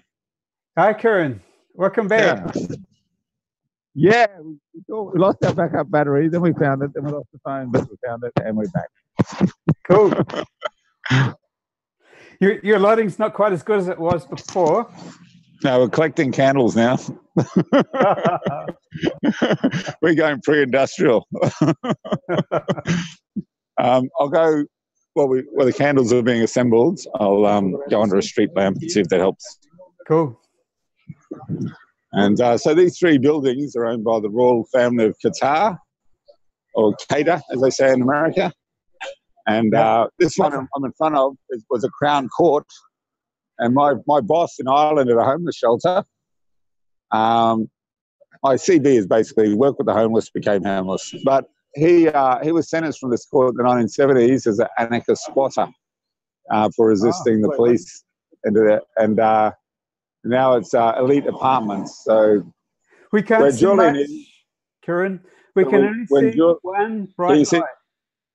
You see me now? No. Okay, Joe's getting the candles, so it's just going to be my voice for a while, I think. Yeah, cool. Okay. Yep, she's lighting the candles. So we have a shrine here, as I mentioned before, also to the two journalists who were killed in a collateral murder. Footage Namir Noor Eldin and Sahid Chamar, and they were working for Reuters, and we really should know their names, you know, because journalists, they should protect their own, you know. And that's the most famous story. I'm just giving basic background. That's the most famous story from WikiLeaks. Their most famous release is in 2010 they released it, I think. So, you know, it's very similar to the Ballabo Five, Greg Shackleton and the other four whose names I should know. I've met all their families. I'm pretty useless at names. I'm very good under police interrogation because I can't give anyone up. But, you know, that Greg Shackleton wasn't honoured by Australian journalists. He was from Queensland, like Julian and myself. And when we invited his widow, Shirley Shackleton, on the 20th anniversary of his killing to Brisbane, that was the first time she was ever invited to Queensland since the killing of her husband. So that shows you how, you know, how marginalised his memory was, you know. And the movie Ballabo, the same people who did the film Underground on Julian, Tony LaPaglia, used to be a great goalkeeper until he was 25, then went to America and became an actor. He's in both films, and they're both worth seeing. I lent Julian my copy, and I still haven't got it back. But I'm sure he's pretty busy. But it's a great one to keep and circulate amongst friends and things, you know. I wasn't really familiar with it when you mentioned it, Kieran. Could you give a little bit more background on it? About the Underground movie or the Ballabo movie? Ballabo. Okay, so what happened was basically the Portuguese Empire. Portugal had a dictator like Franco, and he was trying to hang on to his colonies in Africa and Angola. The footballer Ronaldo, his father was a conscript in the Angolan War. Oh. And this was in the 1960s, 70s, you know, and the American army was being radicalized by the Black Panthers and others. And the same with the Portuguese military. And those conscripts returned and had a fairly non-violent revolution called the Carnation Revolution in Portugal. Yes. So one thing they did was they rapidly pulled out of all their colonies, including Timor-Leste or East Timor. East Timor was Catholic. East Timor is the most Catholic country in the world. It's 97% Catholic. West Timor is Protestant for some reason, and the rest of Indonesia is predominantly Muslim. And the Timorese have a kind of Catholic animism. Of course, West Papua are being colonized by Indonesia as well. But so just before the invasion, as Indonesian military forces were assembling, and this was at a very specific time in Australian history, because this is when Gough Whitlam, elected Prime Minister of Australia, was sacked by the Governor General, the Queen's representative, with the help from Rupert Murdoch. Marshall Green, who was the ambassador, Marshall Green was previously in Santiago for the Chilean coup, was in Vietnam. And this is what bestowed Christopher Boyce, The Snowman, the Falcon. That's another movie. It's the David Bowie soundtrack. All these movies were great films, but you never see them. They're suppressed. I went into every DVD store when I was back home in Australia, could not find Underground. Wow. And the same with the only time I ever saw The Snowman, the Falcon was when I was in custody in Darwin. They had it on internal video in the jail. And so it's worth looking for. This Is Not America is the David Bowie soundtrack. And it's Sean Penn. And it's the guy who played James Bond, Tim Dalton. So these are big actors. And it's amazing what stories get suppressed and what gets celebrated, in this culture. And, like a film like The Crying Game that was nominated for an Oscar, a film by Warren Beatty called Reds, which was nominated for a series of Oscars. It's pretty impossible to find that available in any DVD store. So under Balibo, in October of 75, they went down to the border of East Timor, West Timor, to a small town called Balibo, and they filmed the Indonesian Navy amassing for the invasion. And they were murdered, and the guy who led that raiding party illegally into East Timor later became a minister in the Indonesian government. And what you had was you had Gerald Ford, I think, and Henry Kissinger in Jakarta, I'd say 3 days before they sanctioned the invasion of East Timor. So the Indonesian military, fascist, killed a third of the population. And Australian Catholics have to ask, why is the genocide of Catholics in the neighbouring country to Australia not a big issue in the 70s and 80s? Is it because they're not white? Maybe, possibly. If it had been happening to white Catholics, maybe the bishops sort of go off their ass and done something. Jose Ramos Horta was banned from Australia, just like Peter Tatchell, who was born in Australia, is banned from returning, just like Julian Assange has not been reissued a passport after his one lapse earlier this year. I was here the day that, outside the embassy, the day that Australian bureaucrats came down from the Australian High Commission. That's the first time in 7 years that they made any physical contact with Julian. I confronted Alexander Downer outside of the Commonwealth Heads of Government meeting with two other friends as he strolled down the street. And I said, Mr. Downer, just the man I want to see. Australian citizen, you're not really doing your job. Australian citizen Julian Assange detained without charge. And he snidely turns around and goes, he's Ecuadorian now, Yeah, I'm Australian, I'm Irish, I'm a dual citizen, right? Julian Assange is an Australian and he's an Ecuadorian. So that came from Downer. That's why they're having difficulty. That came from Downer, who also is in bed with the Indonesian military. And these pompous prats end up with gigs like ambassadorships after they finish their apprenticeship as Australian politicians. To be a politician in Australia, for a lot of them, is just a stepping stone to some international organisation. So, the joke used to be about Gareth Evans, who wanted to be the UN Attorney General. And there's film footage of him popping champagne corks with the Indonesian fascists flying over the Timor Sea to divide up the gas reserves. And the joke, people used to call him Gareth Evans after Boutros Bar, whatever his name was, who was the UN Secretary General at the time. Yeah, so these people, whatever your ideology is, whether it be Catholic, Social Democratic, or Labour Party, Communist, anarchist, you've always got the element of corruption, Yes. And, and it's very hard to co-opt Julian Assange or corrupt him or buy him off. And that's why they're scared of him. Jimmy Dore quoted Oscar Wilde recently. He said, Oscar Wilde, who was prosecuted by Carson, who created the North of Ireland statelet, sectarian statelet. He was the prosecutor in the Wilde case. And unfortunately, Oscar thought he was on stage instead of a courtroom and lost that case. But Oscar Wilde said, if you tell people the truth and don't make them laugh, they'll want to kill you, Right, yeah. And the role of humour, and why I do a lot of it, is to decrease stress in social relationships, So that's why you have like Carry On movies in British, because they're so repressed about sex. You have comedies like Carry On up the Kaiser or something like that. I know, up the Congo or whatever it was. So the role of humour is to decrease stress. Now, Australia is full of cynicism. It's full of cynicism about Julian Assange, but cynicism is as a cover for cowardice, especially in relation to Julian.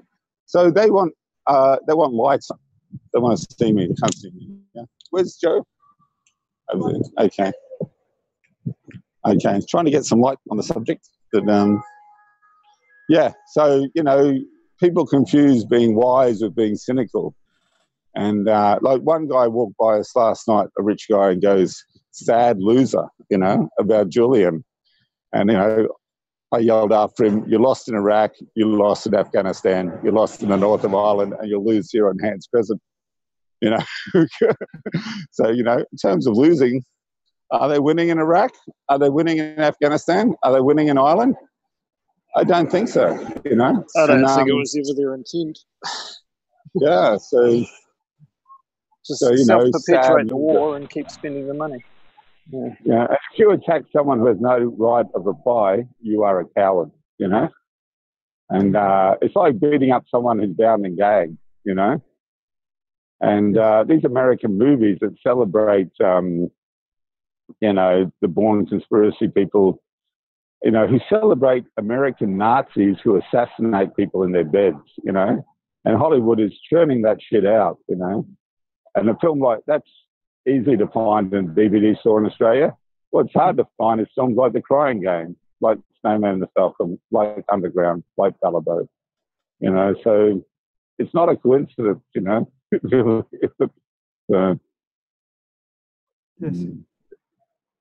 It's sad, So, but you meet good people like this Saudi corporate lawyer just took our battery to be charged, A guy who, then the other night a Kiwi chef dropped off, and then another night the guy turned up and it was a Tamil from Sri Lanka. They've suffered a lot, and he gave us free food. And then you had the little boy coming back with a 25p. For Christians, we believe the kingdom of God is within you and present at play in the world, and you just got to tune in like radio frequency. And some days you get a really clear signal, and some days it's pretty fuzzy, but it's there. It's there in the child who turns around to give up what he thinks of the homeless person, 25p. And it's there in like some of these Harrods security guards. Some of them take pleasure in harassing me.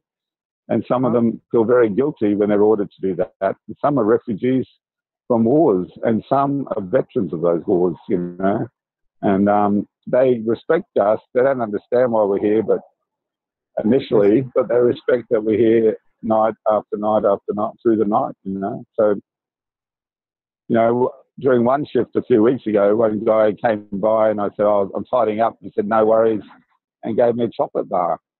Another night, some guy patted me on the shoulder and said, good to see you. So, you don't want to judge people at all. You want to learn about them and see why they do what they do, Yeah. And, a lot of people have been abused as children and act out. And, I've spent years in jail with people who are in for killing people and they've done terrible things, and some are psychopaths. There's always a certain amount of psychopaths, but some of them are I've just been abused from the get-go, you know. So yes. So leave candle. You want me to hold it? Can you pass me a candle and I'll hold the candle? So you're still having no visual there, yeah? No, nothing. Just occasional flashes of light is all. Okay. I think Sylvie's going to get a torch now, and we'll go back to where we were before, yeah. That is fine. No, your voice is good. How far are you from Harrods? Okay. We got a whole lot. Sit down. Okay. I'm now away from my whiskey and beer. I just wanted to stop in and say hi and bye. I'm just off work, but doing great stuff with WikiBees. Yes. And I'll catch you all at the other stream. I'll keep watching and here for technical bits, but it'll get a bit noisy here shortly. So awesome to see you, Sharon, and Bruce. Carry on. Catch you. Yeah, cool. Thanks very much, Joe. Cheers, guys. Cheers. Yeah, where I'm sitting now is 30 meters from Harrods, and I'm sitting in front of the Ecuadorian embassy. Okay. Yeah, so it's the Knightsbridge tube exit, puts you right in front of Harrods, and then it's a 30-meter walk to where Julian Assange has been incarcerated for 6 years. Oh. And when you consider, you know, as I said before, 1.5 million people marching against the war that he's in trouble for exposing, not many people have made that walk, you know? Yes. So okay, we're juggling a can of Guinness, a phone, and a candle here. Right, we've done it. Okay. It's all good in the hood. Yeah. And we've got some light. Can you see me now? Yeah, now I can see. It's very,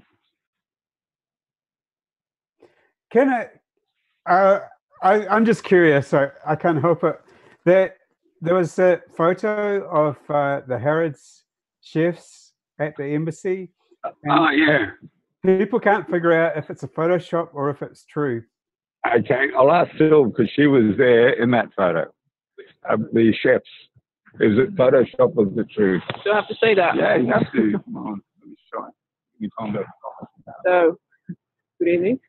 Yes. So, what happened with Harrods?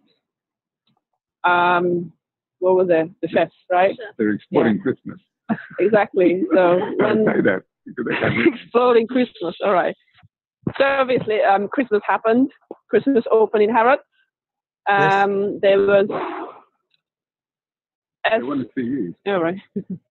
Well, they obviously they thought it was a good opening for Harrods people or Harrods customers. They started with like carols, Christmas carols, Christmas trees, and all that stuff. And they brought all these chefs just giving out sausage rolls and all this, like food just for them. And then obviously, because there's Harrods loading bays right next to the embassy, they were coming and going from that entrance. Yes. And then it was quite good to see them right next to Julian's window. So, yeah, I took a picture. And it's part of solidarity. So, Sylvie, it's an amazing picture. I'm trying to find it as I speak to you. So I'll see if I can find it on Twitter. So that's you that posted the photo on Twitter. Yep, that was me.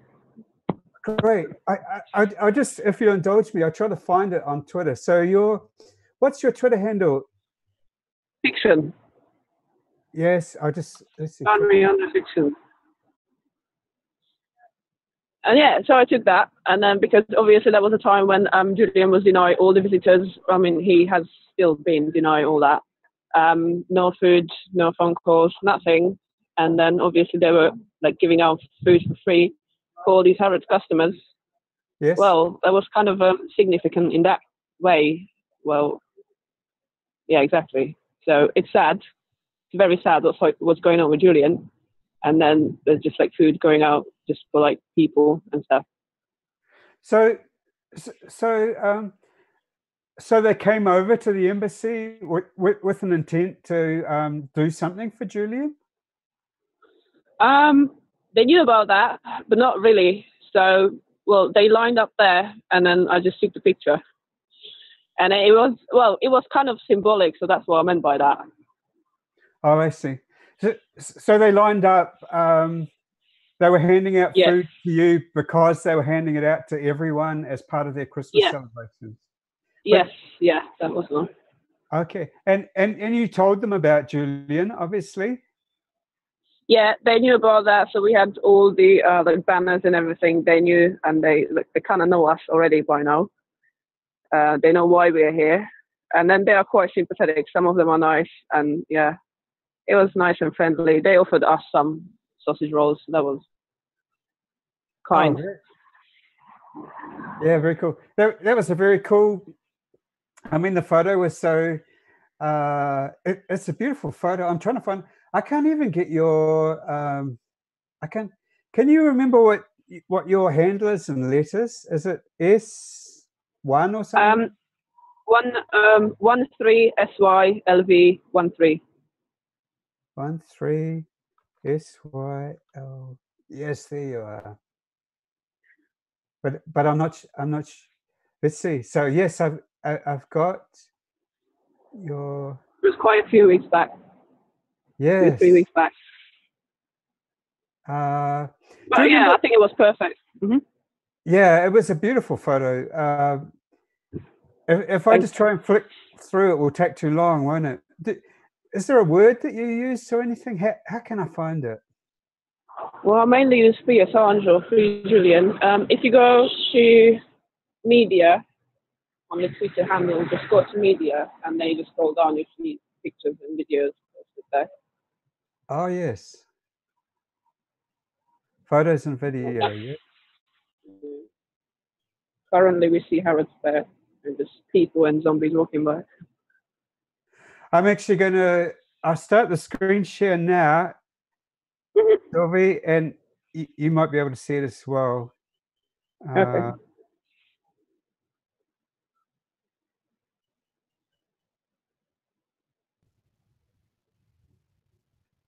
So this is all of your media tweets.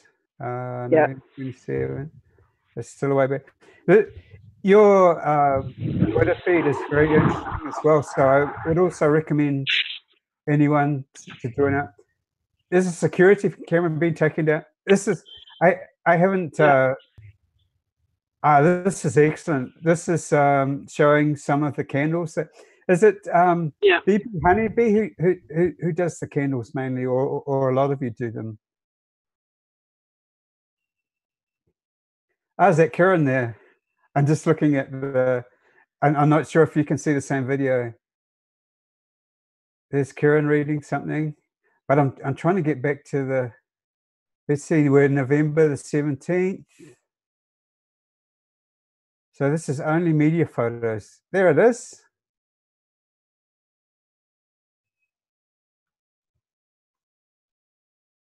Yes, so hopefully people can see that. I don't know if you can see that on your screen as well. Yeah, I should have just searched for Harrod and chefs. Yeah, Harrod chefs came to Ecuadorian embassy to free Julian Assange. So this was a photo that people were wondering if it was real or if it was a Photoshop, because it almost looks surreal with the lights in the background and the big lineup. And who is that in the photo? So you took the photo, Sylvie?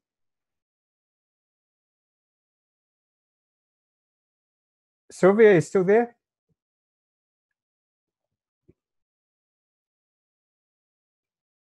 So I'm not sure if we're getting sound, but I'll go to the photo. Oh, okay. Oh, too bad. So there's the photo.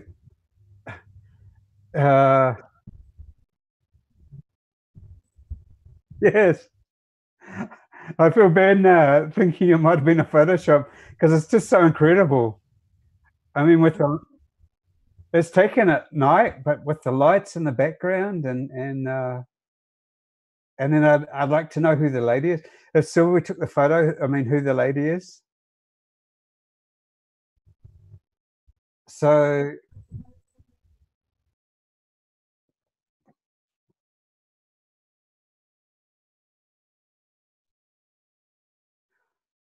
Oh yes, we should find out exactly where it's taken, because I was wondering if it was taken at the embassy itself.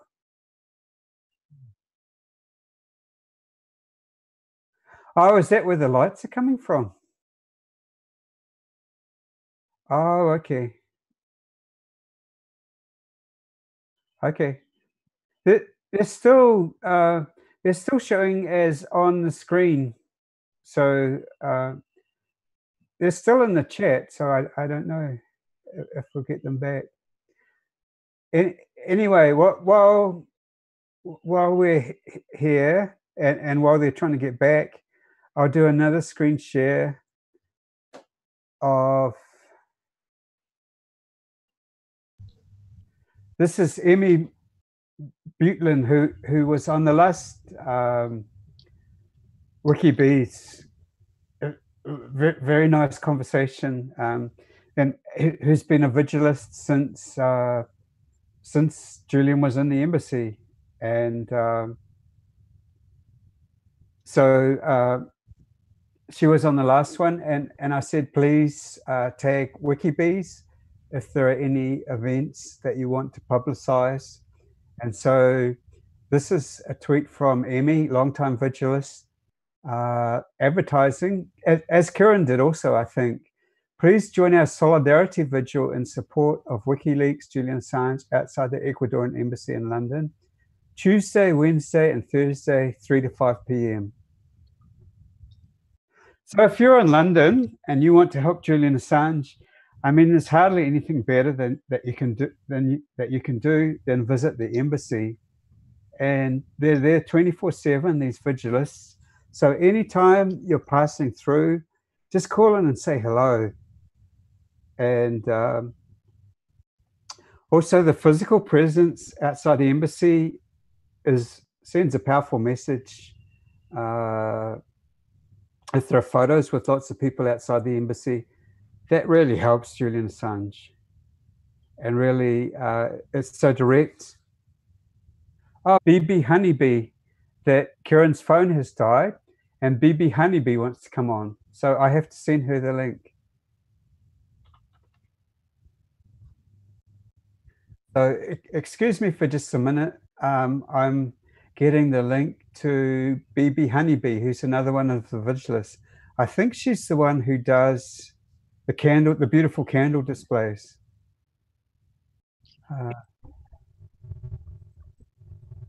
Yes.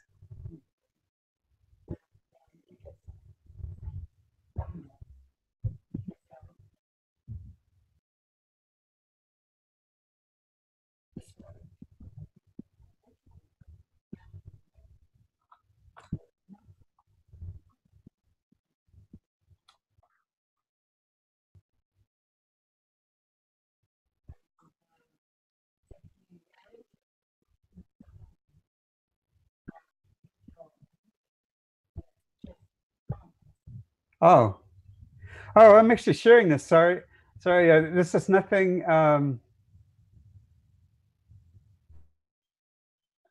Apologies if that was a breach of confidence, BB Honeybee. I didn't realize that I was sharing the Zoom, but that was me going into. I also shared a little bit of the mods channel, so sorry for the breach of. It's a very open. What I was showing there was the Discord, which we all use to help us in our work. So Unity for J works from the Discord platform, which is a gamers platform, but it's very useful for doing work for Unity for J. This is where we organize the WikiBees and all of the live streams, etc. I'll actually go back to a public area. Since I'm talking about it, I'll screen share it and show you.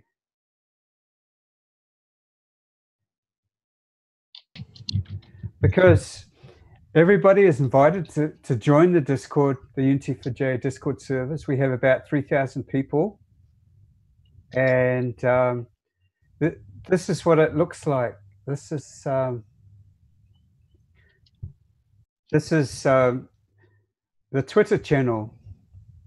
So if you join Discord by typing unityforj.com/Discord, where it's the letter 4, you can join this Discord very quickly, which is where we do our work from.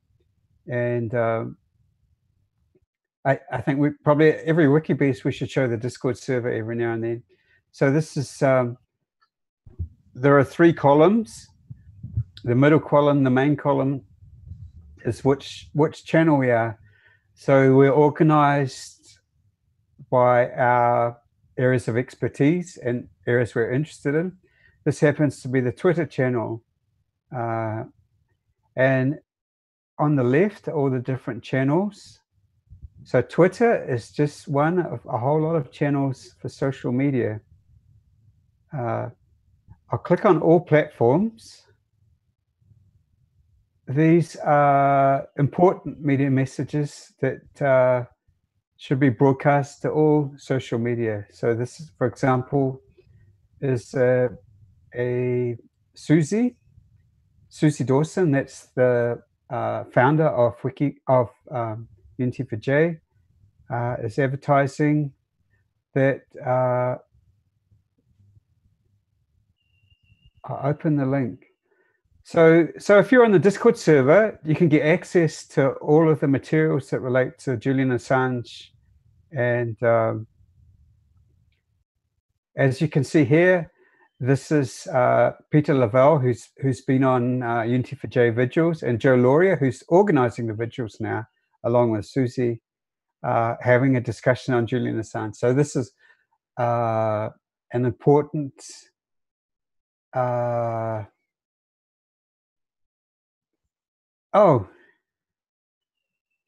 that's an important sorry,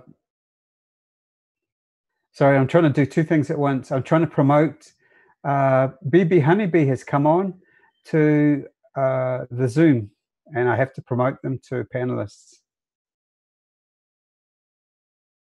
Hello, hi BB Honeybee. You're muted at the moment, BB Honeybee. You're muted. So go to the bottom. Oh, cool. Good to see you. Yes. we were just talking about the candle displays, and aren't you the one who does the candle displays? That's right. Yeah, they're so beautiful. Thank you. It's the message that counts, not the candles itself. Yes. Listen, Bruce, I've only stepped in because Kieran's battery died, okay? So yes. I am not so keen to talk on the stream so much. I think my candle messages speak for themselves. So I'm just going to hand you over to Kieran, all right? Oh, cool. Okay. Yeah, nice to see you. All right. Okay, and the candles. Actually, we top 5 at this point. Okay. Okay. Hi, Kieran. Hi. Okay. Now I'm further away from my Guinness, but okay. Okay. You hold that. I'll hold this. Got my ears happening here. You're actually this camera is working much better in low light, Kieran. So it's a better picture of you now. Okay.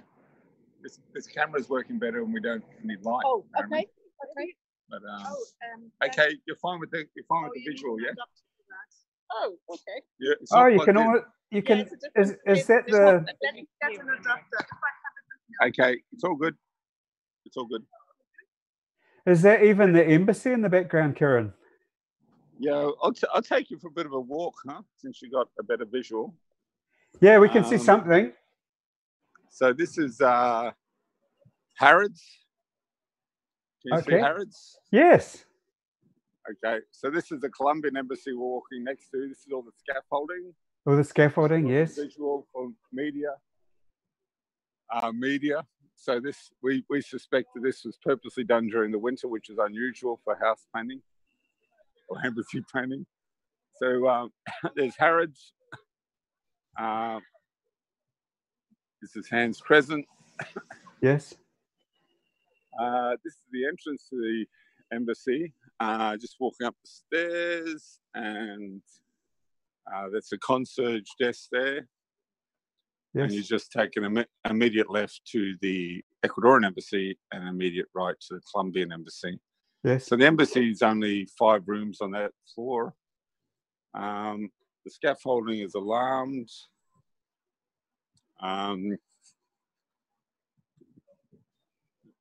This is Sabine's light candles.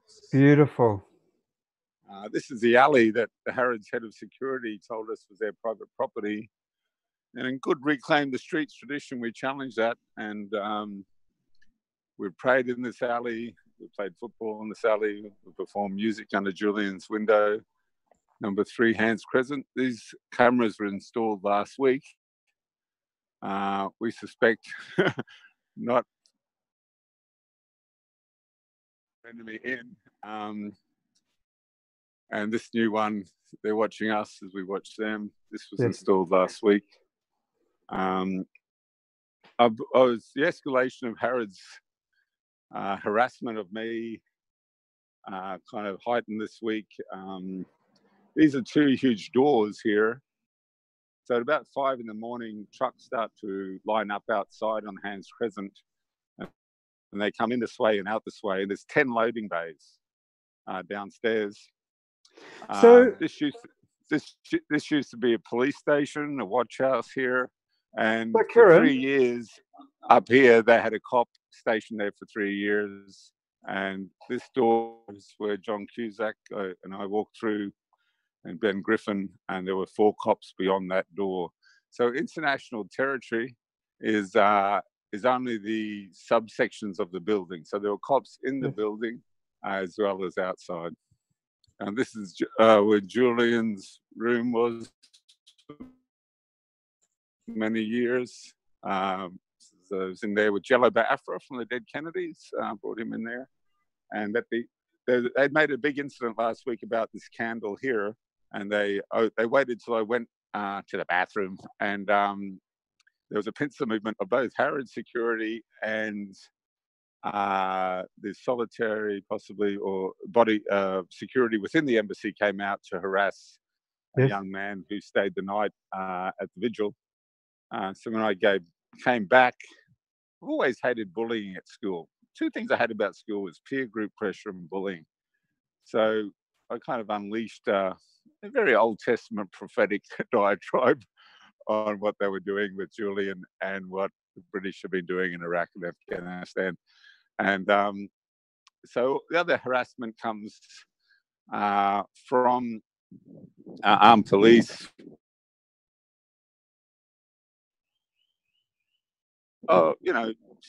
Which came building up here, we suspect is me.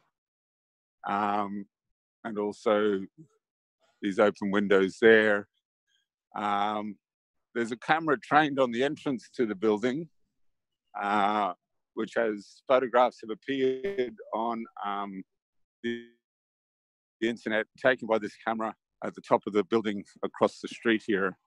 Posted by who? But also during the vigil in summer, maybe Sylvie, could you explain the cameras? Sylvie will explain where were the cameras positioned in the summer. So if you see that, you want to point the screen to? I'll get Sylvie to hold the camera and explain, and I'll get organised. I'm not sure if you see that top bit on the building. A little difficult to hear you, Sylvie. All right, sorry, maybe now better. Yes. Is that better? Okay. So there's one of the top bits of the building. Not sure if you can see that. Yeah, probably that. I can't see it, sorry. But yeah, it's next to that. Now it's not visible because it's dark, but it's been there since this summer. It's a new camera. It's probably from BBC or I'm not sure, or the police. There is another new camera, which is again, it's not visible, but it's the end of the road on top of that building again.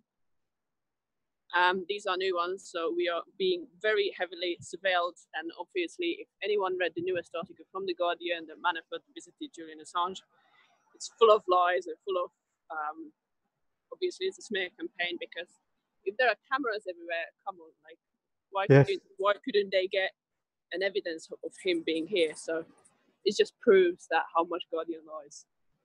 Yes, he wasn't even in Britain. Trust Luke Harding and all these people, because it's obvious what their agenda is. Yes. He wasn't even in Britain, this guy Manafort.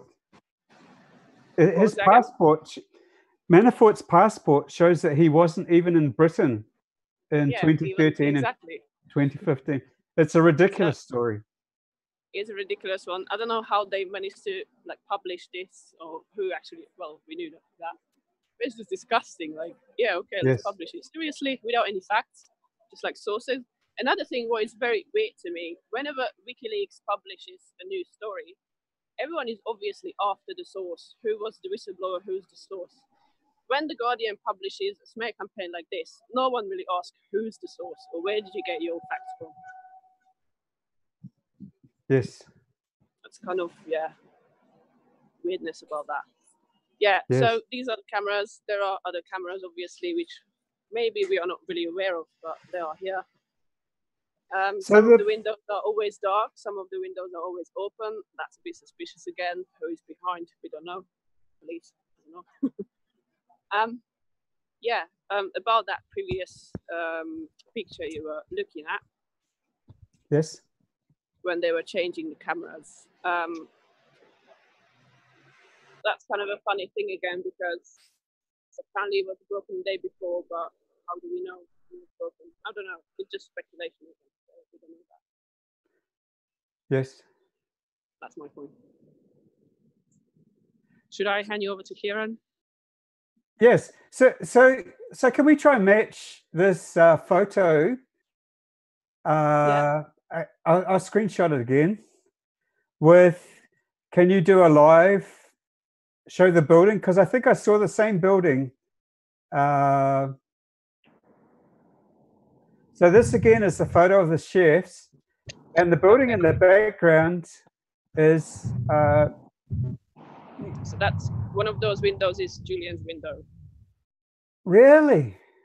Yeah. That's the alleyway. Oh. So this.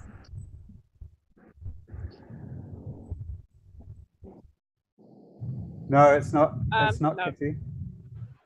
Remember, Kieran showed Harrods just before, and it's got lights all over it. Very fancy and Christmassy. Yes. So this is actually Three Hands Crescent. This is where Julian is. Yeah. So the chefs are right there. So it is an amazing picture. Incredible. And who is the lady in the picture? She was appointed which way to go, where to stop, walk, stand. Oh, okay. Sure. So she was just a passerby, but you took the photo yourself.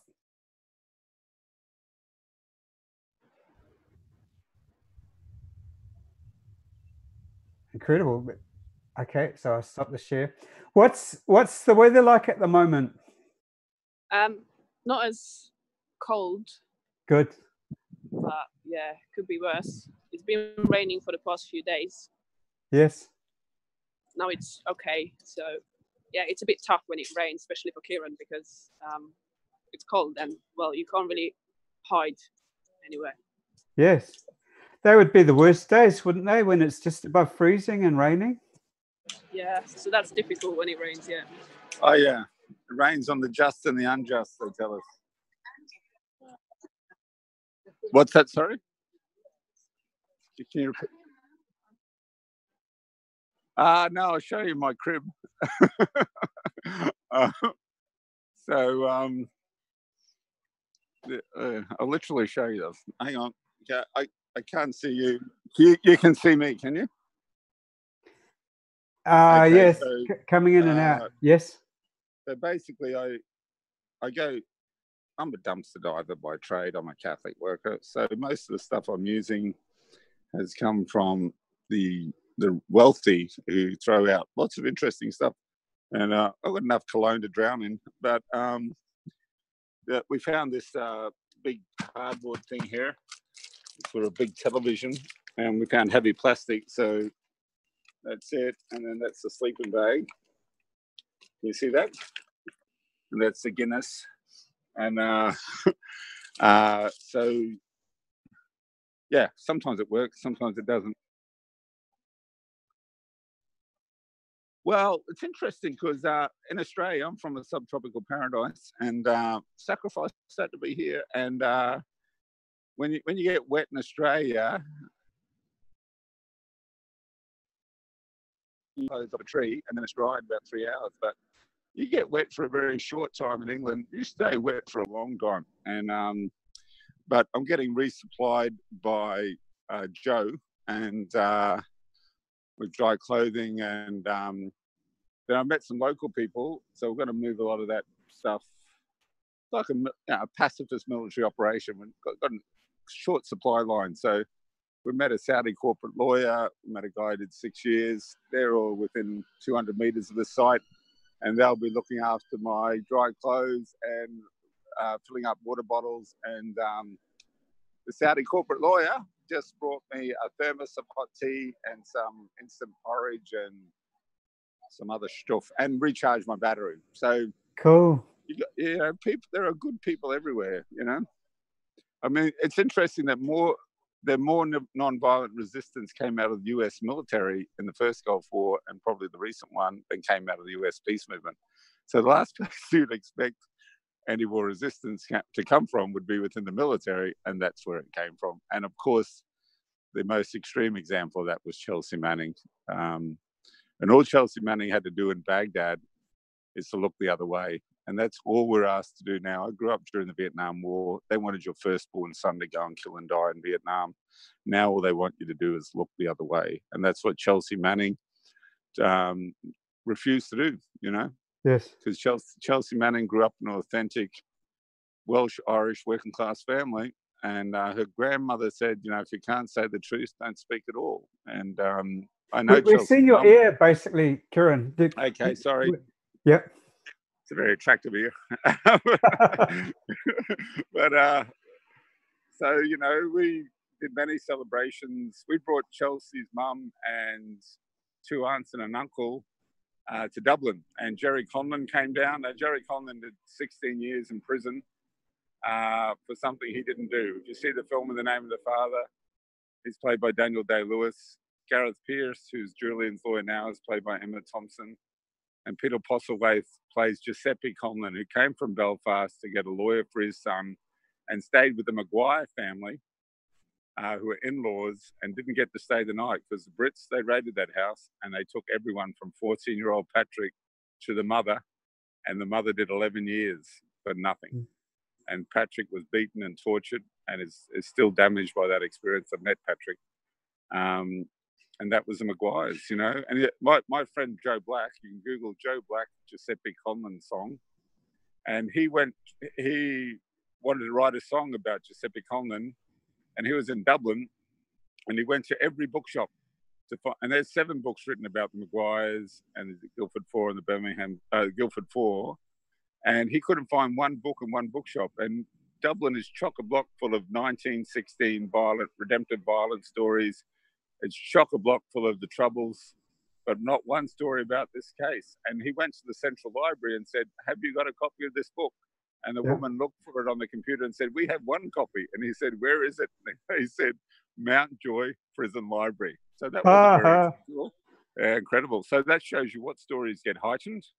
The stories of redemptive you can go violence, back a little bit from stories, and what stories like Ballabo by Julian Assange with the scaffolding here, like Giuseppe and Jerry Conlon and Anne Maguire and Patrick Maguire and all those people Gareth Pearce represents, get suppressed, and and it's culturally makes us infantile, because they just want zombies. They want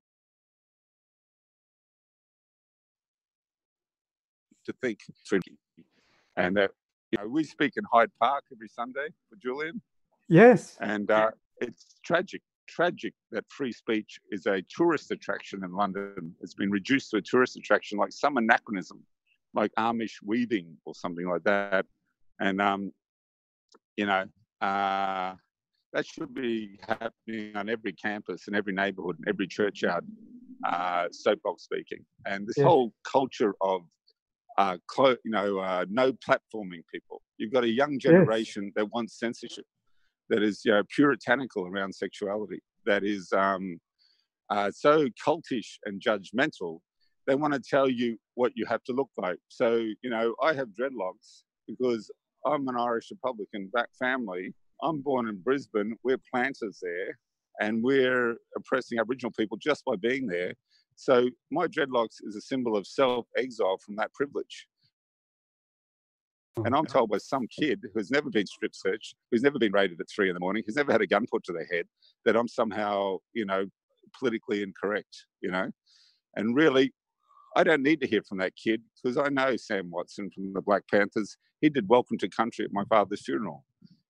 I'll listen to Aboriginal people, but I'll not listen to some kid on, really wanking on their, before they go home to mummy and daddy and go back to professional life, to tell me about Aboriginal people. I've been in jail with Aboriginal people, and now I'm homeless. Now look, the most intimate place you can be up to this point with the poor has been prison. You lose all your status in prison. And now I've discovered even a deeper level, and that is being on the streets with them. So I walk up to McDonald's, right? And politically correct and incorrect place to go. I pass homeless people and I take orders. I said, "You want a coffee?" Very funny, the other day, there's a guy sitting outside McDonald's. I said, "Can I get your coffee?" He said, "Well, they've actually got a thing called millionaire latte in there." And I'm like, isn't that a bit ironic? But anyway, so I go in there, and the morning staff there are so tolerant to the homeless. They let them in and use the bathroom. They don't buy anything.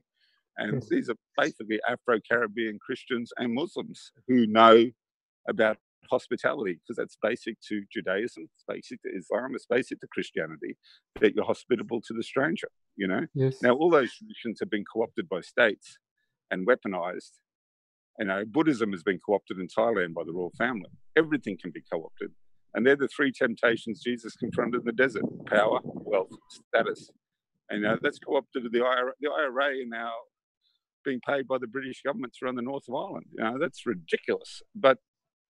And these are people who went to jail. These are people who were beaten and tortured. These are people who risked their lives and took lives, So anything can be co-opted, And the Brits, as one IRA guy said on the hunger strike, remember they invented cricket. They're into the long game. And this has been a long game, this embassy, 6 years, of torturing this man, not only physically and depriving him of sunlight, but mentally as well.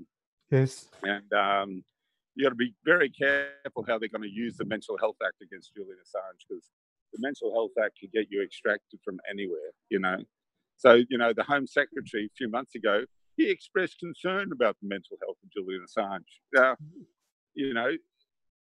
you've got to be careful, because all this is prepare for an extraction, an armed extraction. They're going to go in here with weapons, I remember the first day at Occupy, and Julian was there. And I got up and we had the thing called Sermon on the Steps, because it's St Paul's Cathedral. Yes. And my favourite slogan of Occupy in London was, "This is the Windsor of our discount tents." It's Shakespearean. And we've been using a pop-up tent here in the alley before we moved on to the more Norwegian architecture of the lean-to. But we're the pop-up tent is a symbol of refugees, after they destroyed Libya, the most literate country in Africa, that was not in debt, and Stop the War supported that, in England.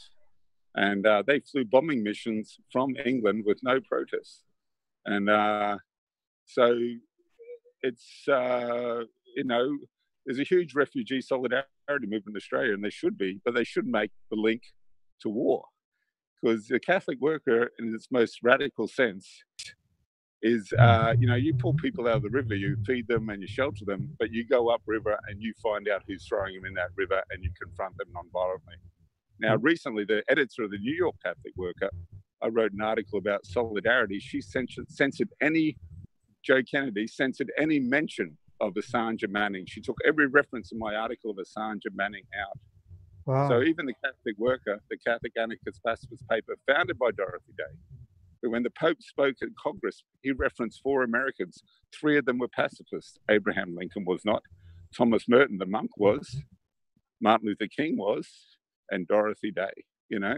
And now to have an editor of her paper that she founded in 1933 censor Julian Assange. And when she was confronted on that, she said, Julian isn't very popular.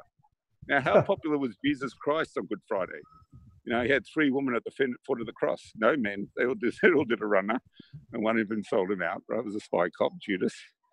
Now, you know, how popular was Dorothy Day's position on the Spanish Civil War with her leftist mates in New York?